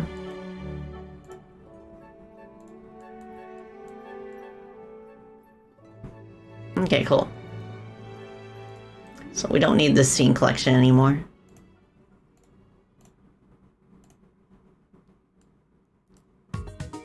I can put this window back.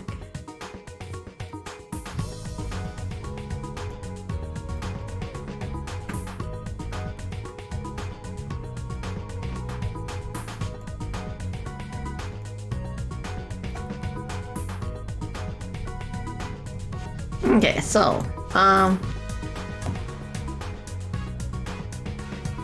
there was something else that I was about to say, but I forgot.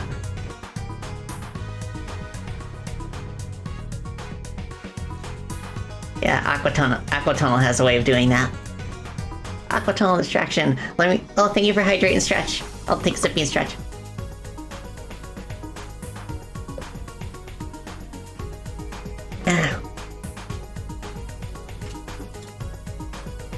Oh yes, I know what I was going to talk about. Belltown, the first level. There are these bells that you can hit, and then a music note comes out. We could incorporate something like this in Sands of Time to where... Well, first of all, I want to change these bells a little bit so that they visibly change appearance after you ring them. And then I think after that, we could kind of like transfer that code over to Sands of Time and then have something similar to where there's something in the environment that you can kind of like hit for a note and then it changes appearance afterwards. And that would be a cool way of having like markers to indicate where you've made progress. That would be the Castlevania approach. Yeah, exactly. Castlevania has the torches. Except like the torches in Castlevania like respawn after you switch rooms. But yeah, Belltown... This is kind of an example of a level where like you can tell that it's one of the first levels we made.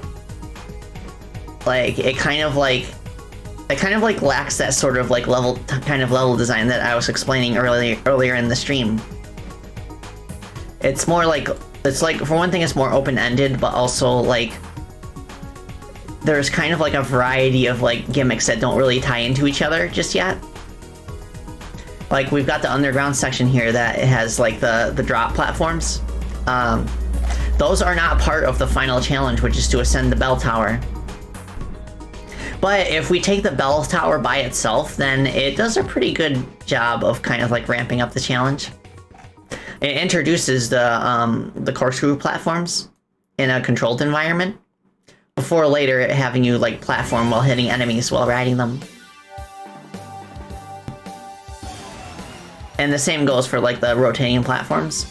Like even though this wheel platform is not used outside this room, we have these like spinny platform wheels that are basically the same concept. So it kind of like is on the right track, but I definitely do want to remake the first mission of Belton at some point. Respawning torches is the work of the candle skeleton variant, as per interview with Iga. Oh, that's cool.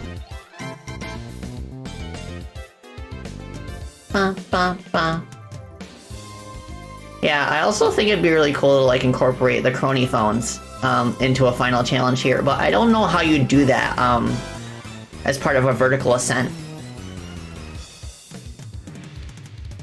So yeah, I'll have to play around with that at some point. Now, as for that boss that kept like popping up, this is something that I've also been working on in terms of like animations and stuff. I'm still trying to figure out like specific ways that it could attack. But it has two separate animation players, one specifically for head turning, and then one for like its body. I really like the head turn, like the effect here. Like, it does not have separate sprite frames for turning its head. Instead, I've divided the head into multiple parts. I've divided it into like the ear things on the side, and the eye itself and the iris. And all I do is change the scale and position, and then I get a very nice, smooth 3D effect. Which I will show once I remove my hand real quick. Where's my hand node? Drawing arm, okay. Alright, now that that's off, I can show. That's so good! The cool thing about this too is that if you happen to slow the boss down with stasis while it's turning its head, the animation will remain as smooth as butter. It looks so good. I like that. Yeah, headed in the right direction. And also for the body, I have kind of a walking animation. And the thing with this boss is that, like, I imagine it would kind of like jump in the air and take this formation. Like, while it's in this formation, the legs would act like guns. Like it'd shoot like lasers or something out of like the bottoms of its feet. And it also kind of like rotate while it's doing that. I think that'd be fun. And then it also has these cannons on the other side of its body. These will be able to like turn like 180 degrees in either direction, and I imagine that they're like flamethrowers. So that way when it jumps in the air, it will shoot the flamethrower straight down as like a form of thrust. I think that'd be fun. I just have to figure out like a good like. I feel like I need bosses in this game that are like where the challenge comes more in like platforming and like avoiding their attacks. So I'm still like trying to think about what specifically its weapons could do. Another idea I had is that like its eye would activate and kind of like spawn like a circle that's kind of like an attack zone, like right where the player is, and they kind of have to move out of the way of it. That might be fun to experiment with as well. Because it's a big target, and if it stays in one place, then it's just going to be like a big damage sponge boss. But something else I could do maybe is to like make... Ridge Racer! It's Ridge Racer! Ridge Racer! Ridge Racer! Yeah. Love Ridge Racer music. But yeah, something else I could do is make its legs, like retool the way its legs look to be obvious weak points. And then you'd have to like attack both legs first before the core is exposed. Something like that, I don't know. I'll play around with it a little bit more. But for now, we are back at Sands of Time. Back at it again. Okay, so...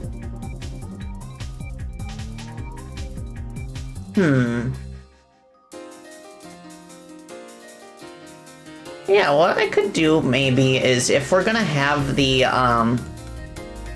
if we're gonna have like the touch switches, open doors, this room could end in another door that takes you to an outdoor area that you normally cannot access. Maybe like way up here. And in the outdoor area could be where the golden gear is. Oh, hello Ordino. Hi. What are we working on today? We're working on finishing up Sands of Time so that's beatable. I also showed off the finished version of Bell's Train in Carnival Railway. Also, I can't remember if you're our ward, but if you are, I also showed off your sprites. And that's so good. I am? Let's go! Okay, I'll remember that. Like, I've said this multiple times in the past, but like, I can be kind of like bad with names. Well, I'll remember this. Okay.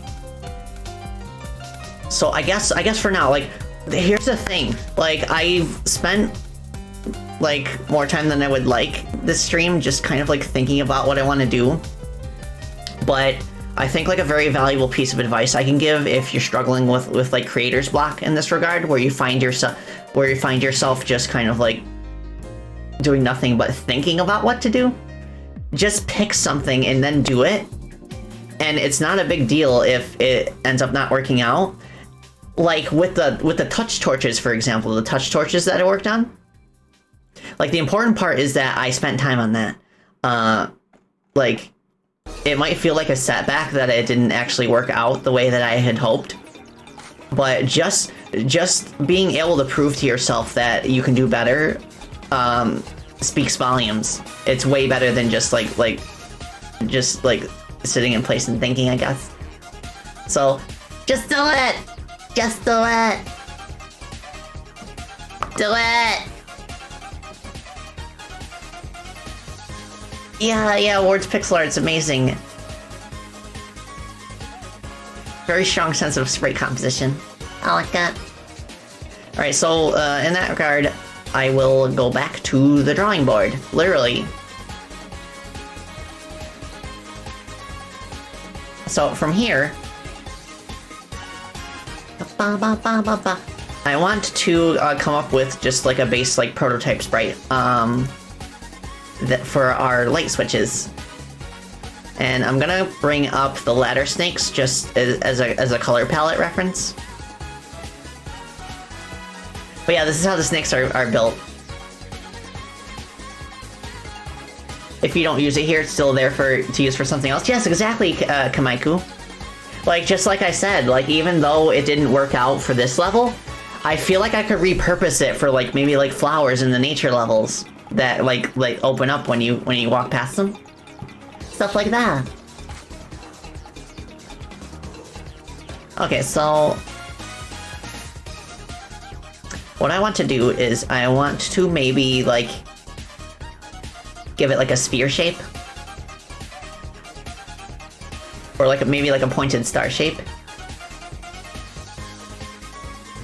But so far, I just want to, like, figure out, like, a silhouette, maybe.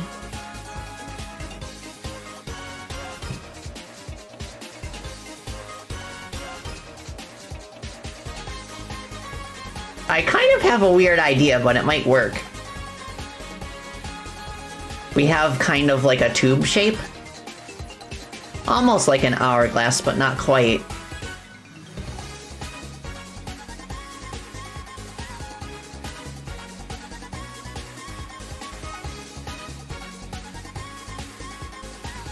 And then basically when you touch the orb, it kind of like rises to the top and then illuminates. But oh, I don't know if that would work with the way that the terrain rotates.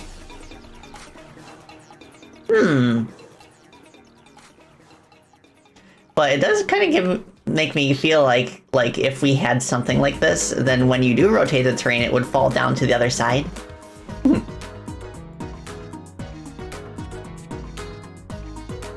Oh, wait, I have another idea. I could perhaps, like, take inspiration from the eye switches in Ocarina of Time.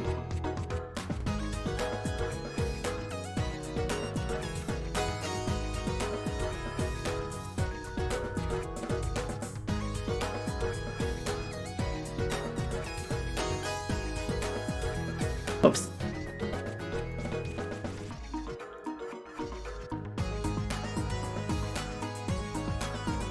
Na na na na na na na na na. Ba ba na ma ma ma ma ma ma ma ma na na na na na na na na. Ba ba na na na na na na na. Ba na na na na. Ba ba ma ma ma ma. La la la.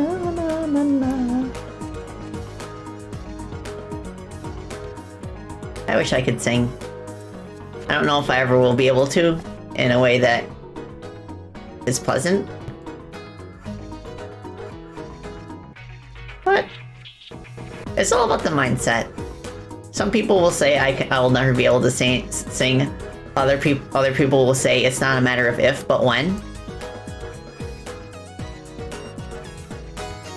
I feel the same just in general about having like more stamina for talking for long periods of time without my voice kind of like deepening the way it kind of does. Cause I want to stay high pitched.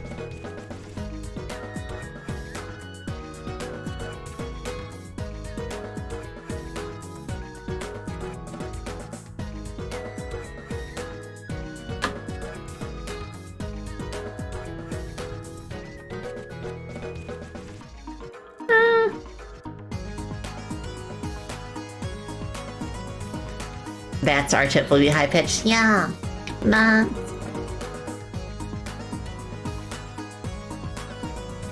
Na na na na na na na. Ba ma ma ma ma ma ma ma ma ma. Na na na na na na na na.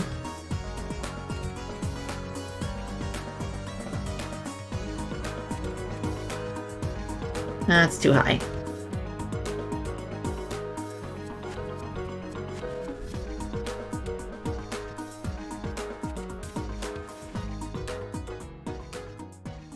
One more pixel down. There we go.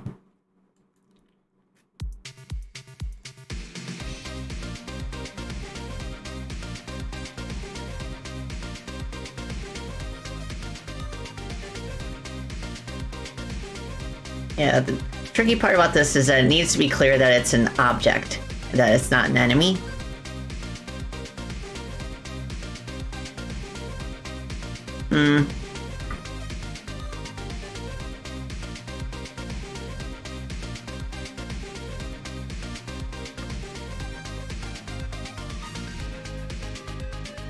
Just do it.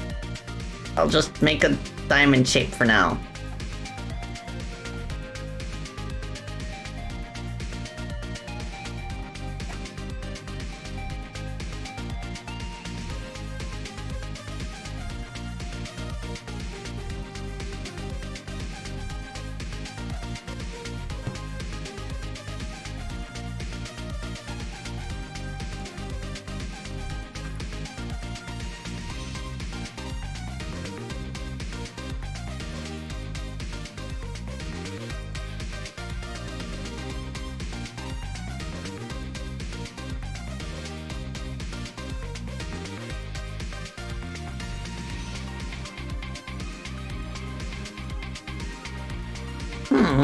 Okay, let's see.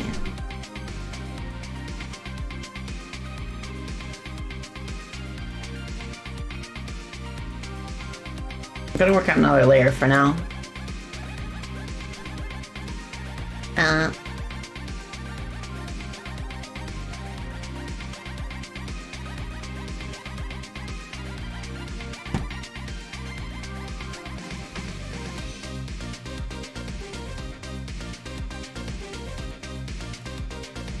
I guess I could kind of lay it up like that, I don't know.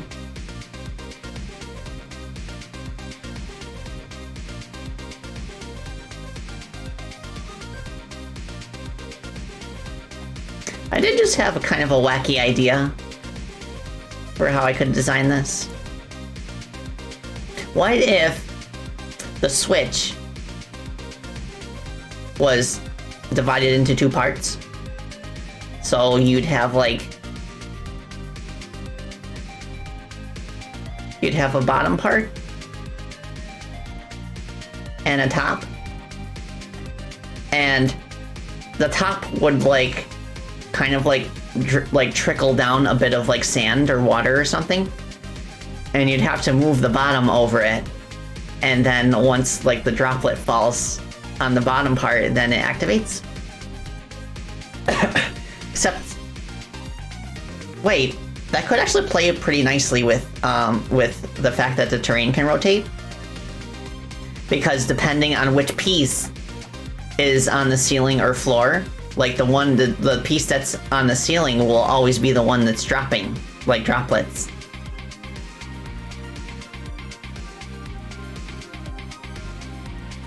So that could be something fun to play around with. Make it look like ancient pottery, maybe?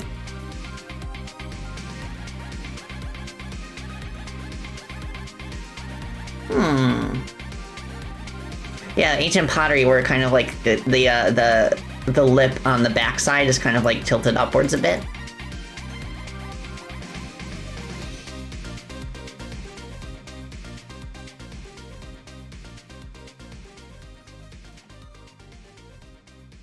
Kind of almost like the kind of like the kind of container that you put like gravy in. I'm gonna look up a gravy thing. Let's see. Gravy boat? Is that what it's called?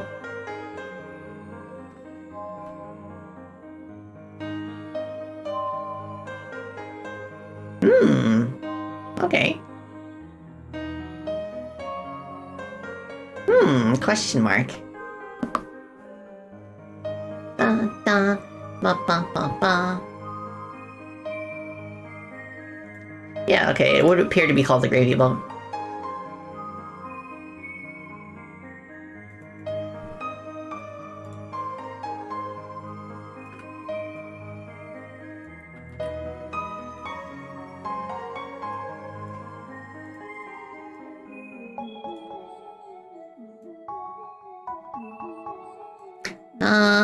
Well, it's not falling this way, so we would just have like a normal...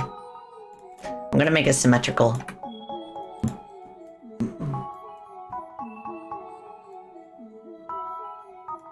And if we need to like introduce this to players more gently, I could take like the second to last room, the one with the hourglass in the hand in it, and I could retool that into like kind of a mini room to teach players how to use this.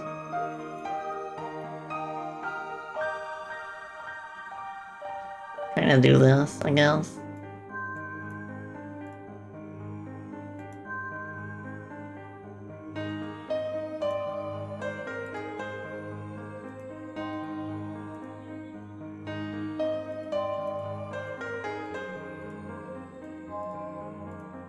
Yeah, and I could imagine like there being like blue sparkly sand that kind of drips down.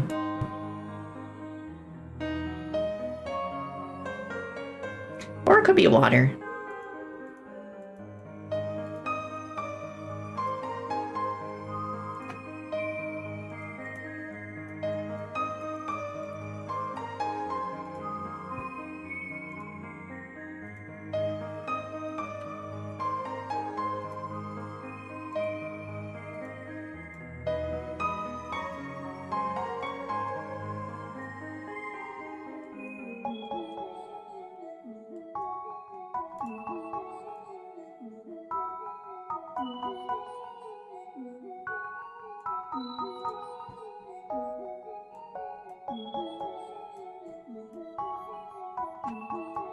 Yeah, something like that. And then...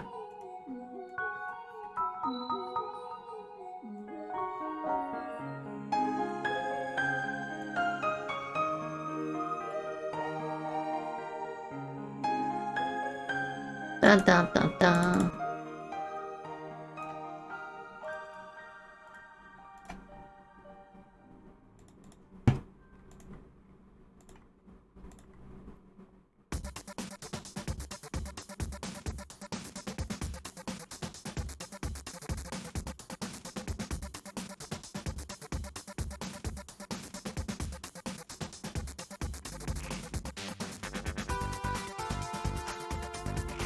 Snake.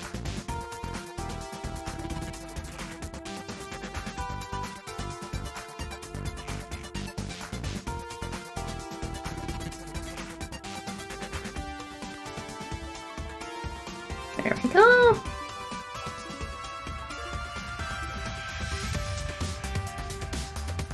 Give it kind of some engravings on the side that are quite a bit brighter. And I feel like that'll give it some much needed definition.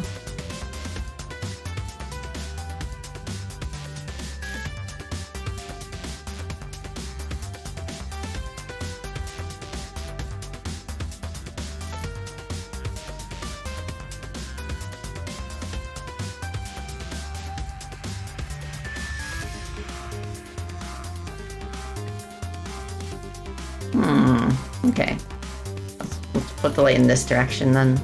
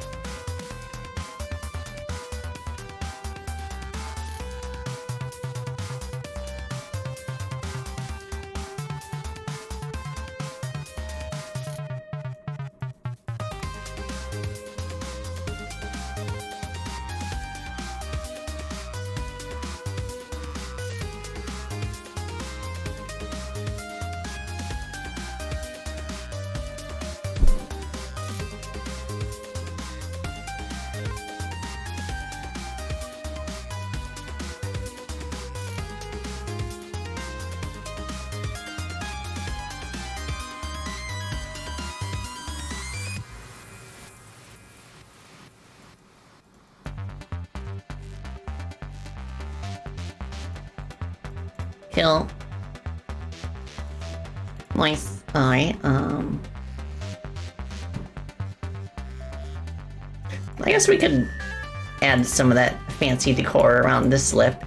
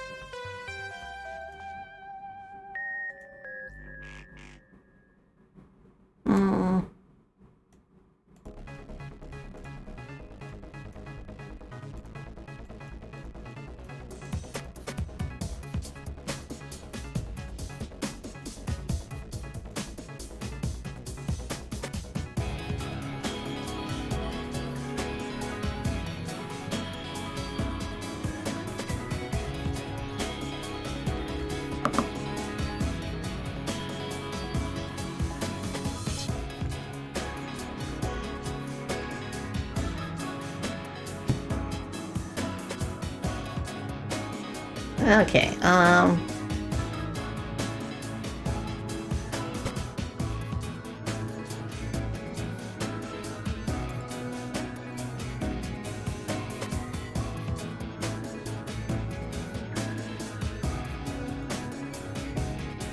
cool.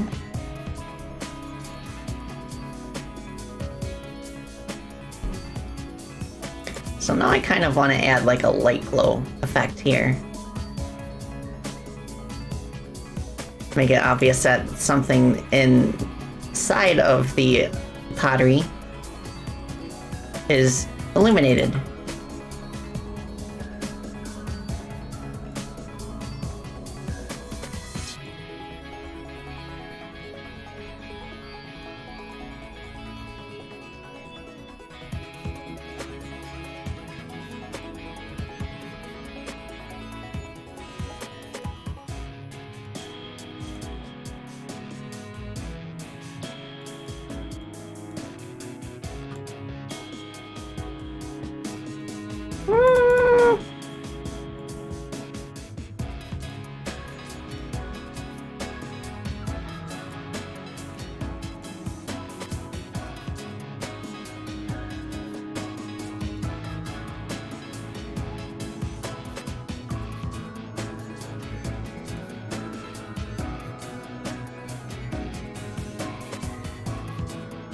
I do feel like this has more personality than the diamond.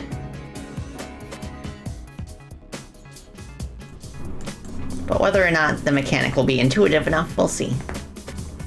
It could just be as simple as just having the player just like touch it.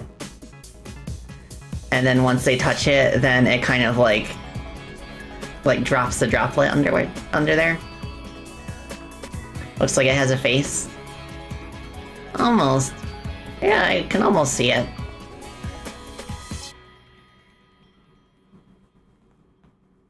Yeah, because I don't want it to look like an enemy. I want it to be obvious that it's kind of like a stage gimmick.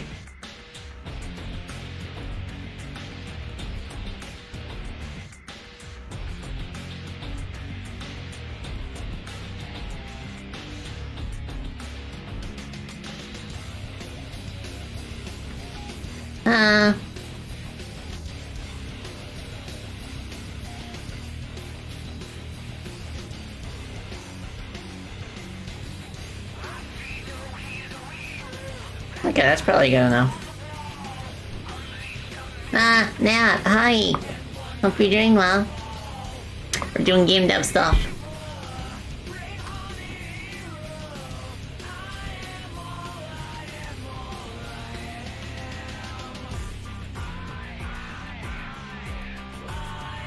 Okay, so what does it look like when the stage is flipped? Looks like this. Yeah, now I can see like the structure kind of like complements it, how it kind of like drops that way.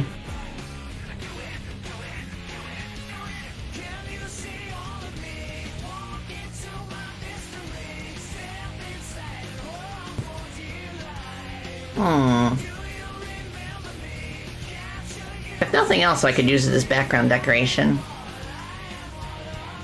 If we decide we want to go in a different direction. There is also, I could also repurpose the buttons that are currently used for arrow traps and kind of make it so that you have to like find the right button.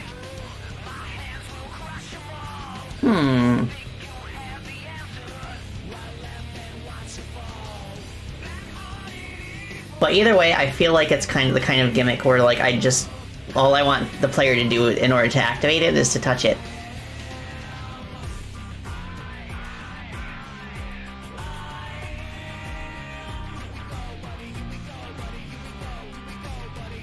Let's play around with the shape of this some more. Merge down.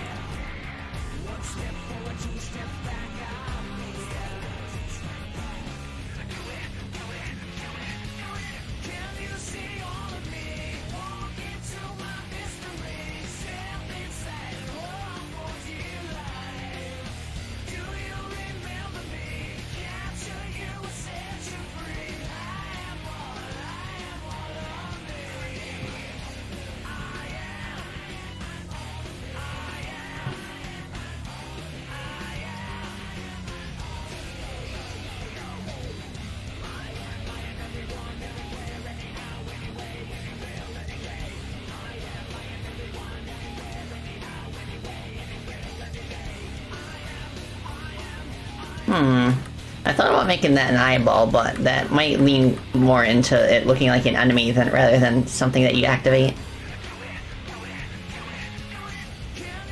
So I could make this like a circle in the middle. Oh wait, no, I could have the glyph that is on the doors.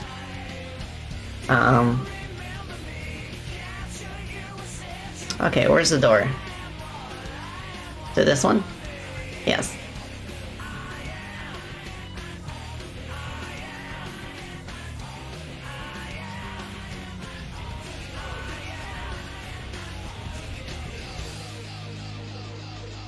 Cool.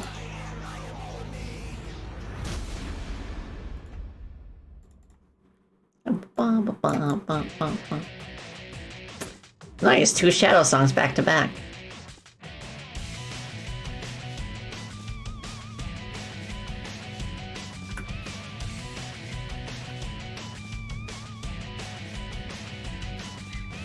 The Edge.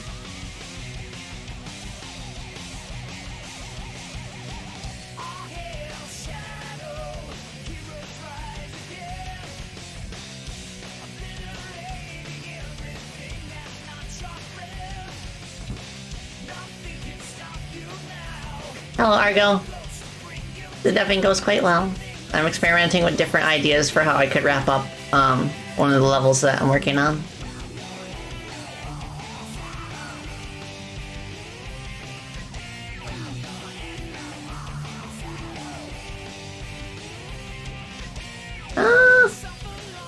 Let me look at that entrance sprite again, just to double check.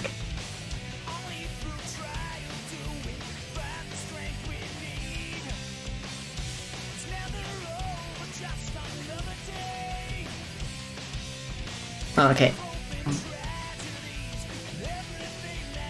I'm just gonna get rid of this.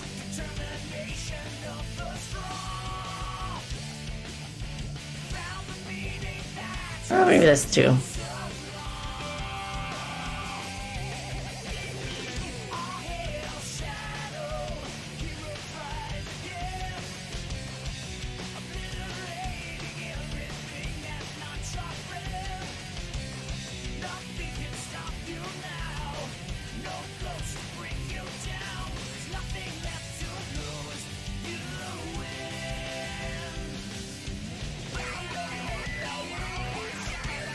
Your head's on wall, hell shadow.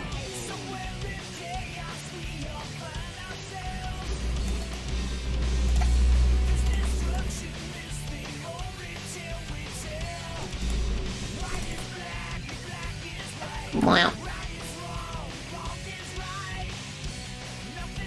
Oh, cool. So now there's a visual association between the doors and the locks. I'm gonna darken this real quick. Oops.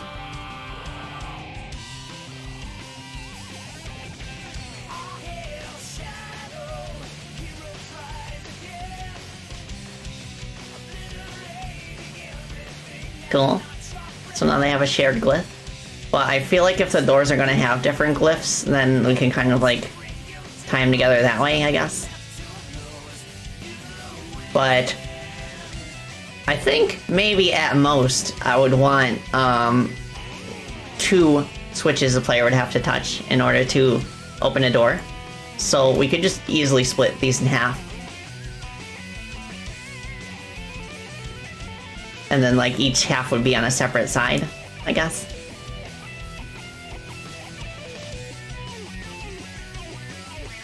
Or kind of like what we could do to kind of like indicate to the player whether they've touched the switch is we could make each one kind of like start like open like this, and then when they overlap them, they kind of like click in place.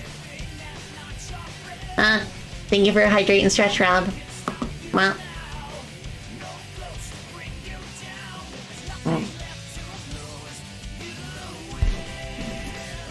Good stuff. Thank you. This for some kind of spooky dungeon level? I'd say more of like a Zen theme. Like more relaxing than spooky. But there is a bit of spookiness in with the hands. So there's that. I feel like I'd want to like add an extra behavior for the hands too, so that they could so they can move along a track, kind of like snakes do. And that way they're not affected by gravity when the stage rotates. Yeah, that could just be like a general behavior change for them. So from here, I want to add a bit of underlighting.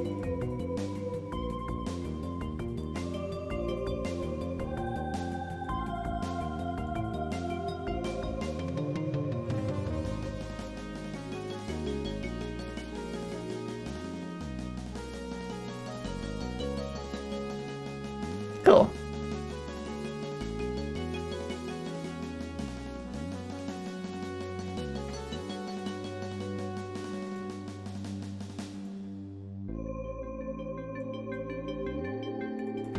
So what does this look like when it's pieced together? Nice. So now I kind of want to add like a jigsaw sort of effect. Where like you can tell that it's 2 pieces that have been assembled. Is this a perfect circle? I can't tell. Okay, yeah.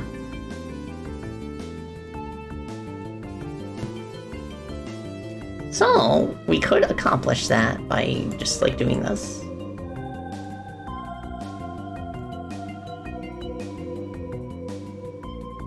I think that'll work quite nicely, yeah.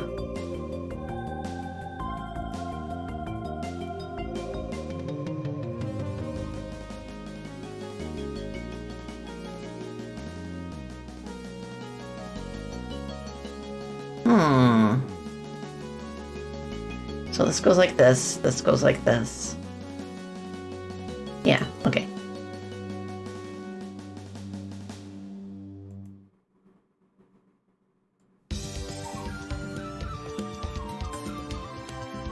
Oh, thank you, Aslax.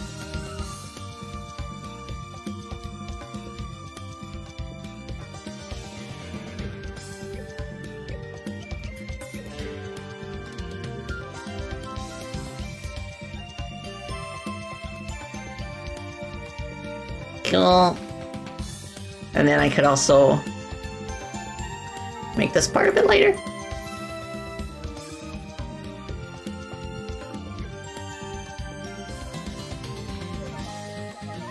I feel like since it's being lit from underneath, like this underside would also not really be that dark.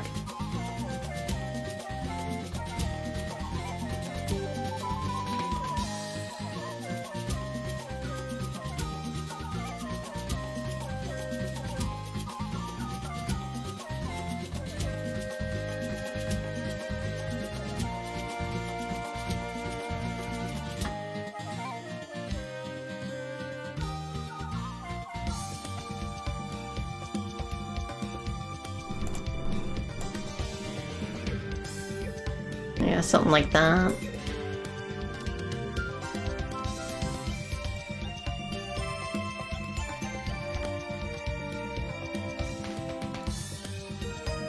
Whoops. Wrong set of colors. Is there a darker shade? It's not quite as dark. There we go.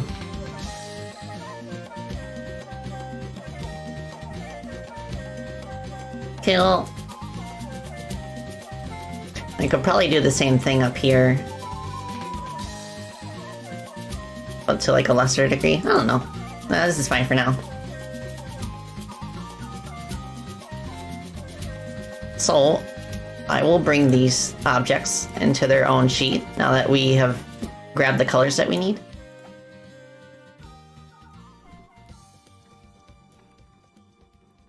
Okay, I'll just save this.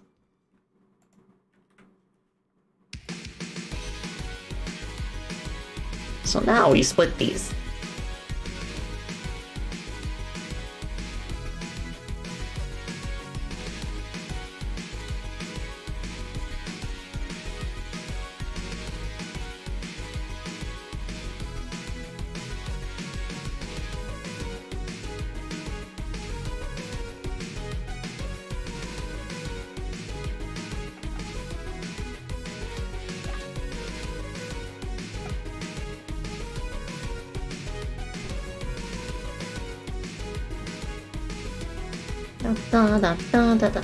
Hello, Timmy. That is a valiant effort. But hope you're doing well. Oh, hi, Creeper. Hope you're also doing well. I'm drawing some gimmicks for the stage I'm currently working on. Well.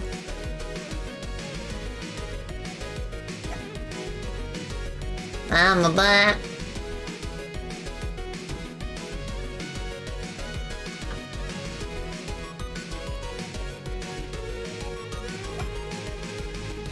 Okay, cool. Cool. So now this kind of communicates the language that they kind of like snap into place as two separate pieces. I could probably take it a step further too and like do something with the dark part here. Like, I don't know.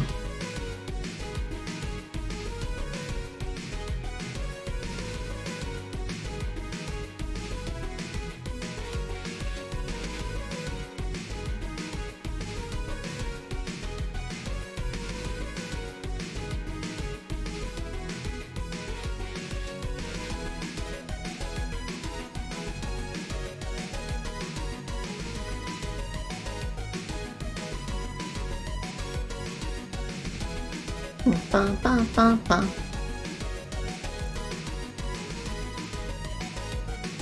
There we go. Something like that. And then maybe I could add like a glow effect in the center to kind of show that they're kind of like intrinsically connected. And then when the player touches them, then they kind of like snap in place.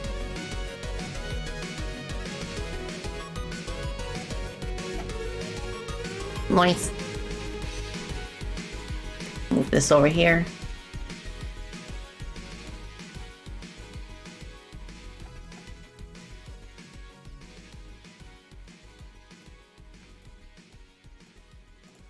Alright, save this. Sans lock.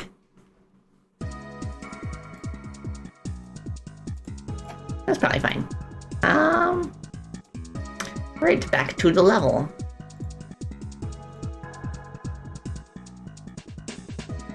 Ba ba ba ba ba ba ba ba ba ba ba ba ba ba ba.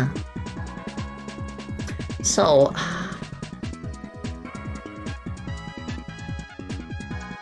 yeah, I guess this is something that we could apply to every door in the level, where they both kind of need the two halves.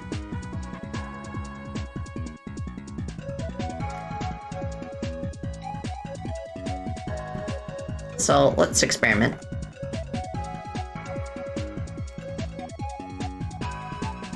Okay, let's see. We want them to be physical. I don't think so. I think they would just, like, be background decor.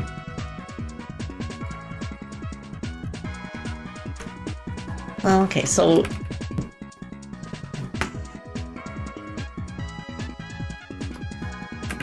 door switch. I'll just call it door switch. And that is right here. I will move this out of the way so we can kind of see what we're doing. Okay, add a child sprite. It will be an Atlas texture.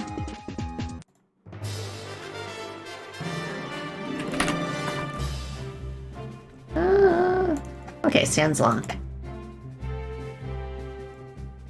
Da, da, da, da, da, da. Okay, what's the dimensions there? We want 40 by 80. Okay, there's the first half.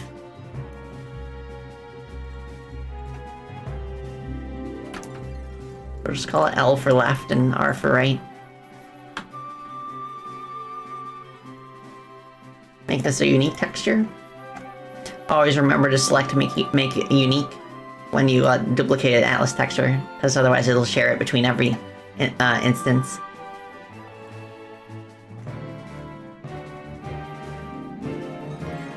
Okay, where is this position-wise? Negative 24. And positive 24. So it would kind of like start off looking like this. But then we would just kind of like have an animation where they kind of snap into place like that. Also the left one needs to be above. There we go.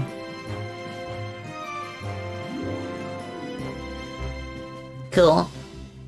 So when they're assembled...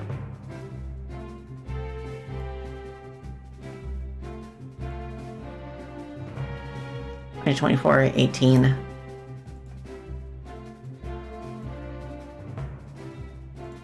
Okay, so they need an offset of 12 each to be connected. You like that the symmetrical shapes are still shaded correctly? Oh, thank you. So I could add a third sprite that is like a glow. Glow. Okay, what do we want for this? Do we want just a circular glow or maybe like a light flare? Let's try the circular light first.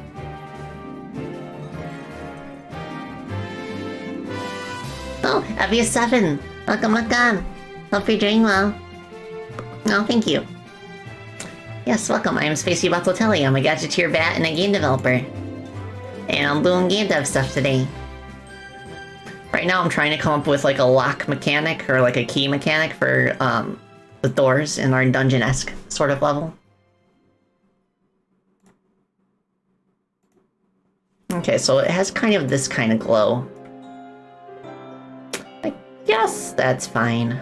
It looks a little muddy because of the... Heard about you from another cute bat? Oh, awesome!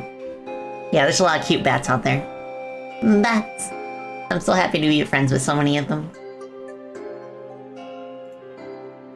Alright, let's change the filter to linear filtering and then adjust the scale maybe. Maybe if it's just small enough to fit, like, inside of the,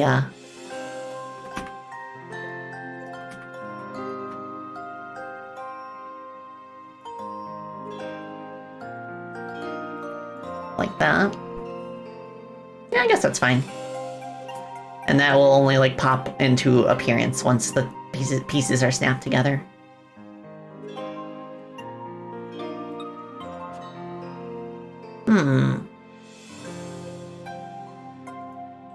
Okay, so now from here, I want to add an animation player.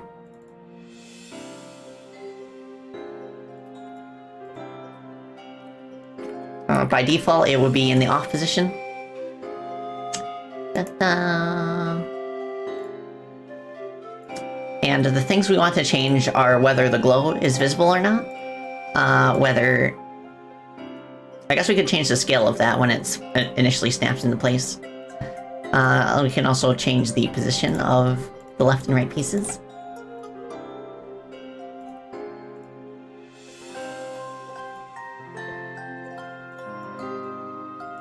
So initially, this is not visible.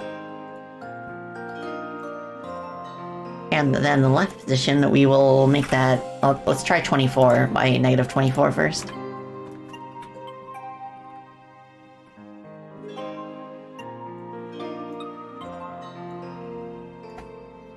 Alright, cool. So from here, we can just duplicate this animation in order to make an on animation.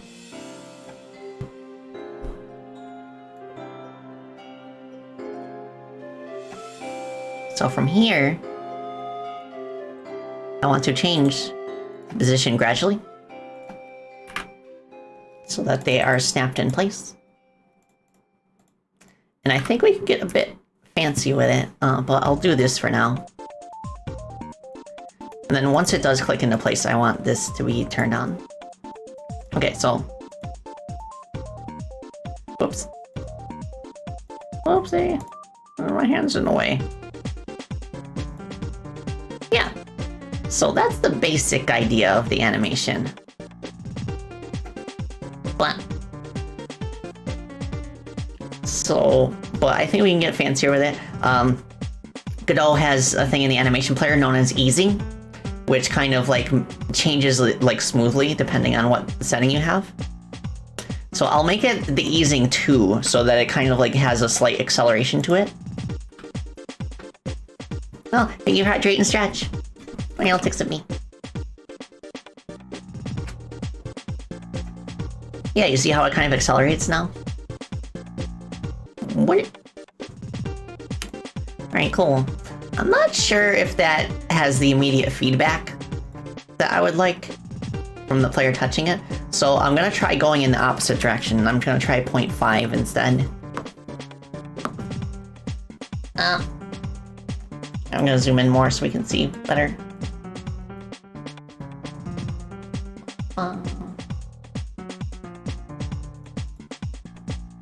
Okay.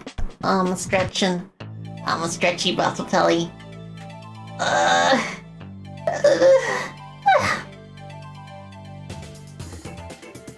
Okay, one more time.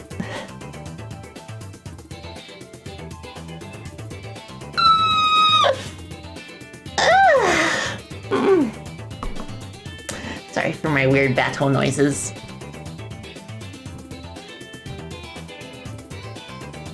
Okay. I feel like maybe having it be faster at the beginning is the play here. So now, what I want is I want the scale to kind of like scale down to this value.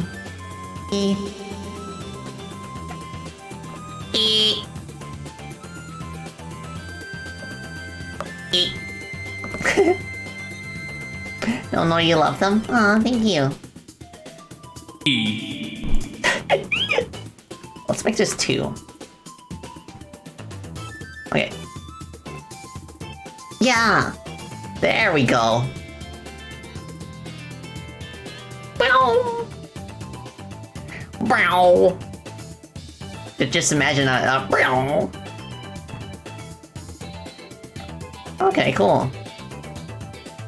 So how do we communicate that there's two of them that you need in order to open the door? That's the question. I also need to come up with different glyph designs, but I'll worry about that later. For now, we can just assume that this is a glyph for like the door that we're working on. Okay, now we need to... I'm gonna change this into an Area 2D once again. Okay, change type. So then we're going to add a collider to it. Collision shape, I should say. We'll just make it rectangle, why not? 40, 40. 48 by 48 is probably better. So we'll turn that off. We're only checking for players.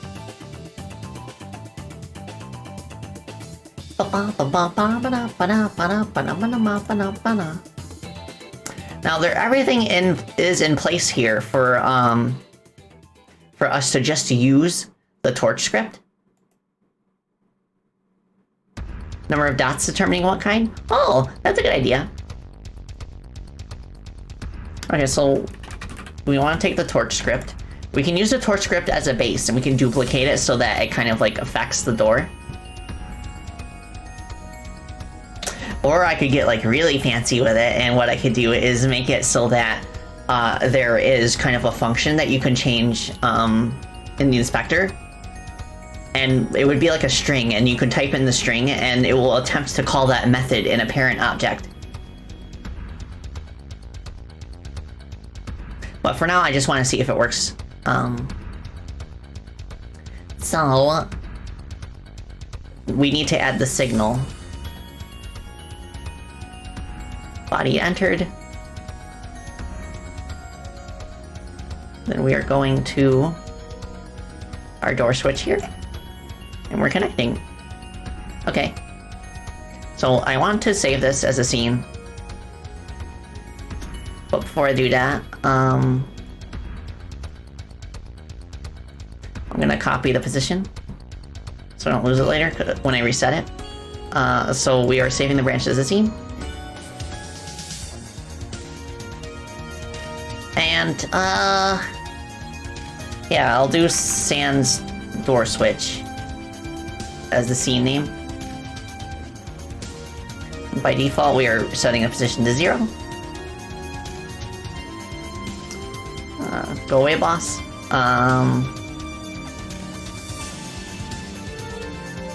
Okay. So for now, I will just put this here. I'll put like 2 here, and then we can kind of like see what like it would feel like to like go back and forth and like touch 2 of them in order to open the door.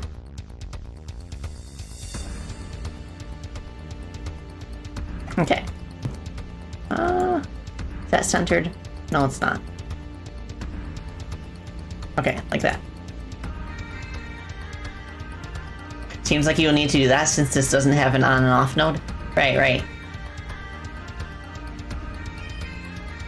Oh, right, it has an animation player instead, so I do need to duplicate the script. Good catch.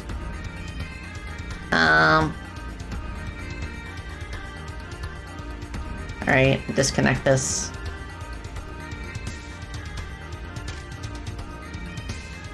New script.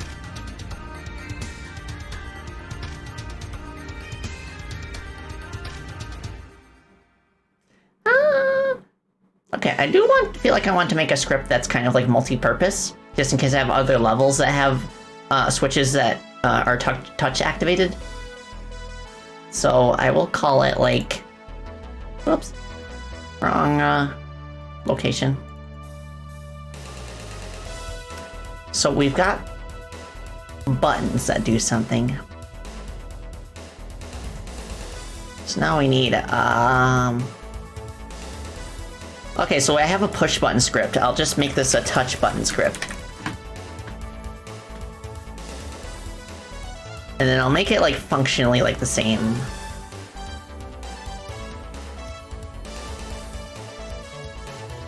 So where's my push button script?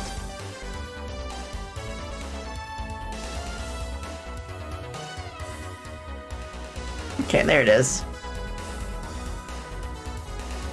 I'll just start from scratch. So, we want to check for an animator. So, let's see. Signal, body entered. So on body entered, what we do is if get... This is important to remember. Just in case you make an object that you feel...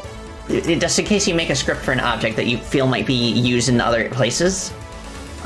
Get node or null makes it so that it will not throw an error if it does not have like a certain like child node that you're looking for. Okay. Animation player. So now, animation player dot play on, and it should be that as simple as that. I mean, we'll need to make it so that it only plays once. So what I like to do in that case is I like to add a script. Well, I like to add a string var that basically stores the name of the current animation.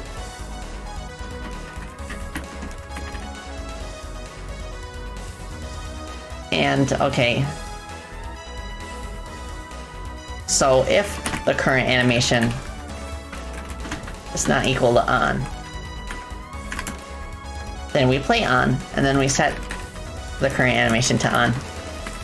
So that way it won't, like, repeat itself when you pass over it. Ah, thank you for headphones, by the way. Okay, cool. Nice. So I'm gonna just test it out and see how it feels to touch. Oh, one more thing I want to do is I want to layer it behind the player.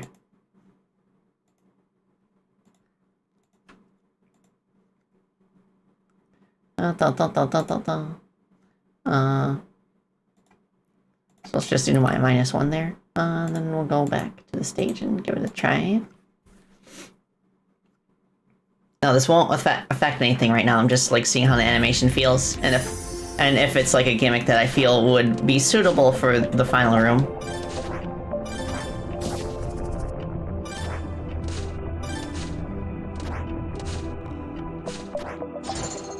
So the way we did change the structure of this so that I can go this way to make progress now. Oops. No.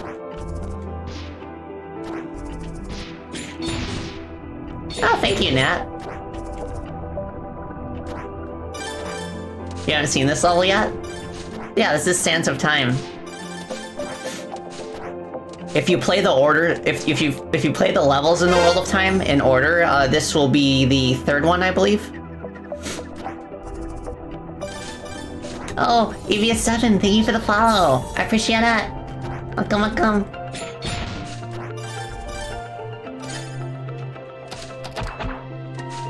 Okay.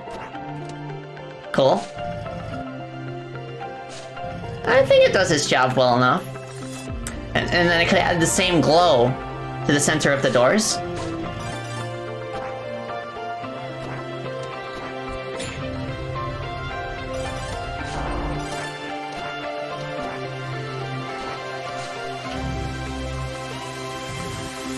Yeah, and they're kind of like upside down there, but whatever. I'll just take that as a visual indication of like what direction the stage is in. Something else I could do is give it the same kind of like two-tone glow that the floor has, where the bottom is like has a green glow and the top has a gold. But I do want to Music's fantastic. I know, Bob did such a good job refining the draft that I sent him. So I'm gonna duplicate these and just put them next to the other doors just to see how it feels. Yeah, maybe I could.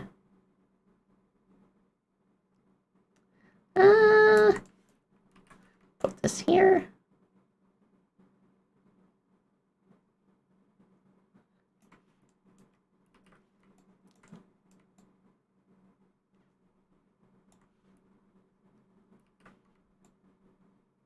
I'll put 2 more here, and then I'm going to... Oops. I'm gonna copy these and paste them into the indoor section here.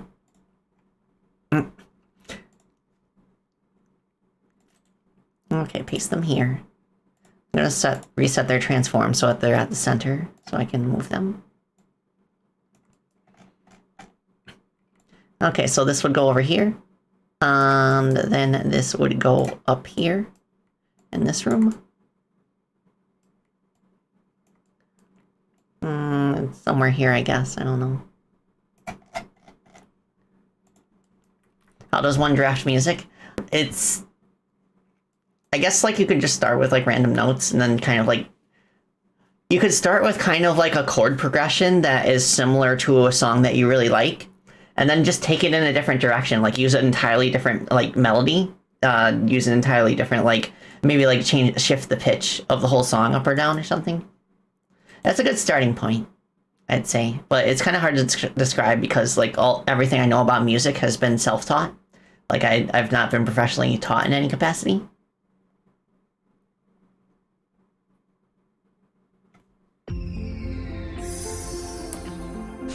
Well. Okay, I'm gonna get back to where I was.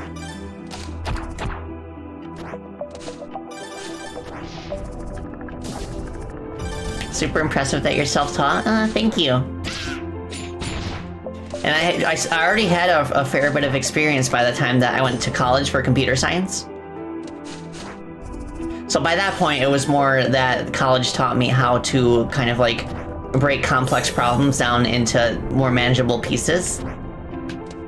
That's a very valuable skill to have, and it also taught me how to communicate better and to just kind of like be more confident in my abilities in general.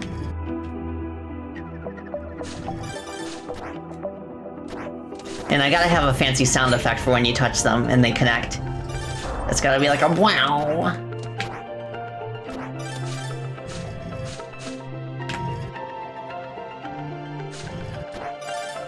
Okay. I never get tired of that.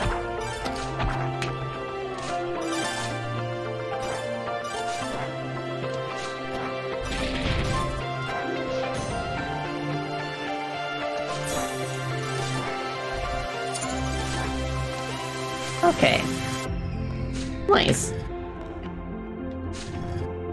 Yeah, I feel like this could work as a finale. Because by the third time, the player is in getting into a nice groove with them, where like they are aware that okay, I need to find 2 of these to open the door.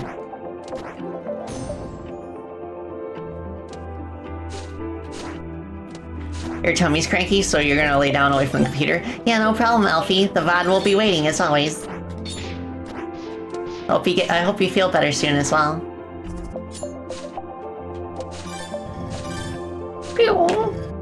Meow.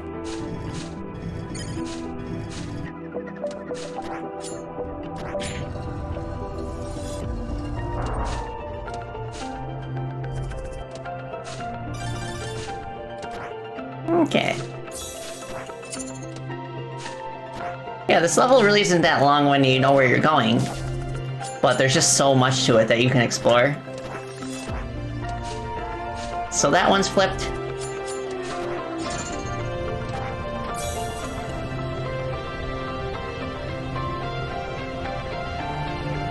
Oops. Okay. No! Alright.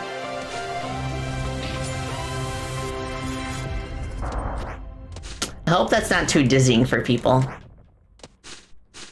Maybe like in maybe when we work on visibility options, we could have a toggle for where the screen instead like fades white, and then the stage is automatically flipped. Looks like we have to find the switches to open the door. Okay, yeah, so I've touched both now. So I would have those glyphs have a different like style and color, so that you can tell that it opens the door that would be like on the opposite side of the room over here. But I still feel like that would maybe be a little too vague. Maybe I might have to make it so that a cutscene plays after both switches are flipped, specifically for this room since it's so large, that like kind of like focuses the camera on the door unlocking.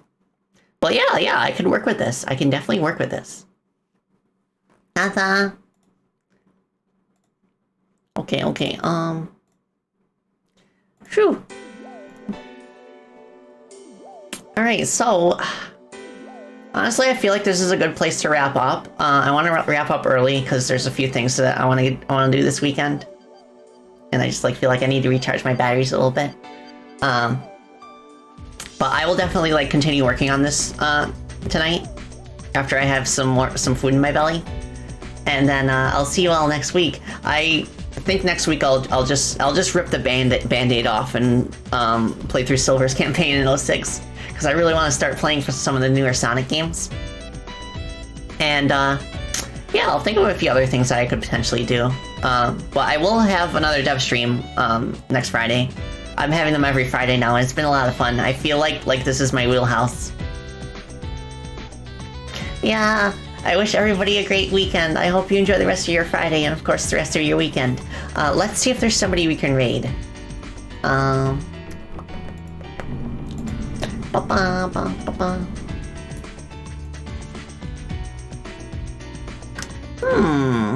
Okay, I see a few people.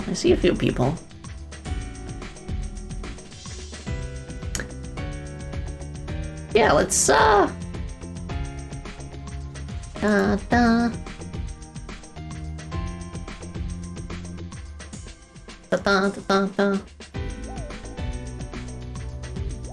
Okay, yeah, let's raid Cece. You're talking about the sea otter, right?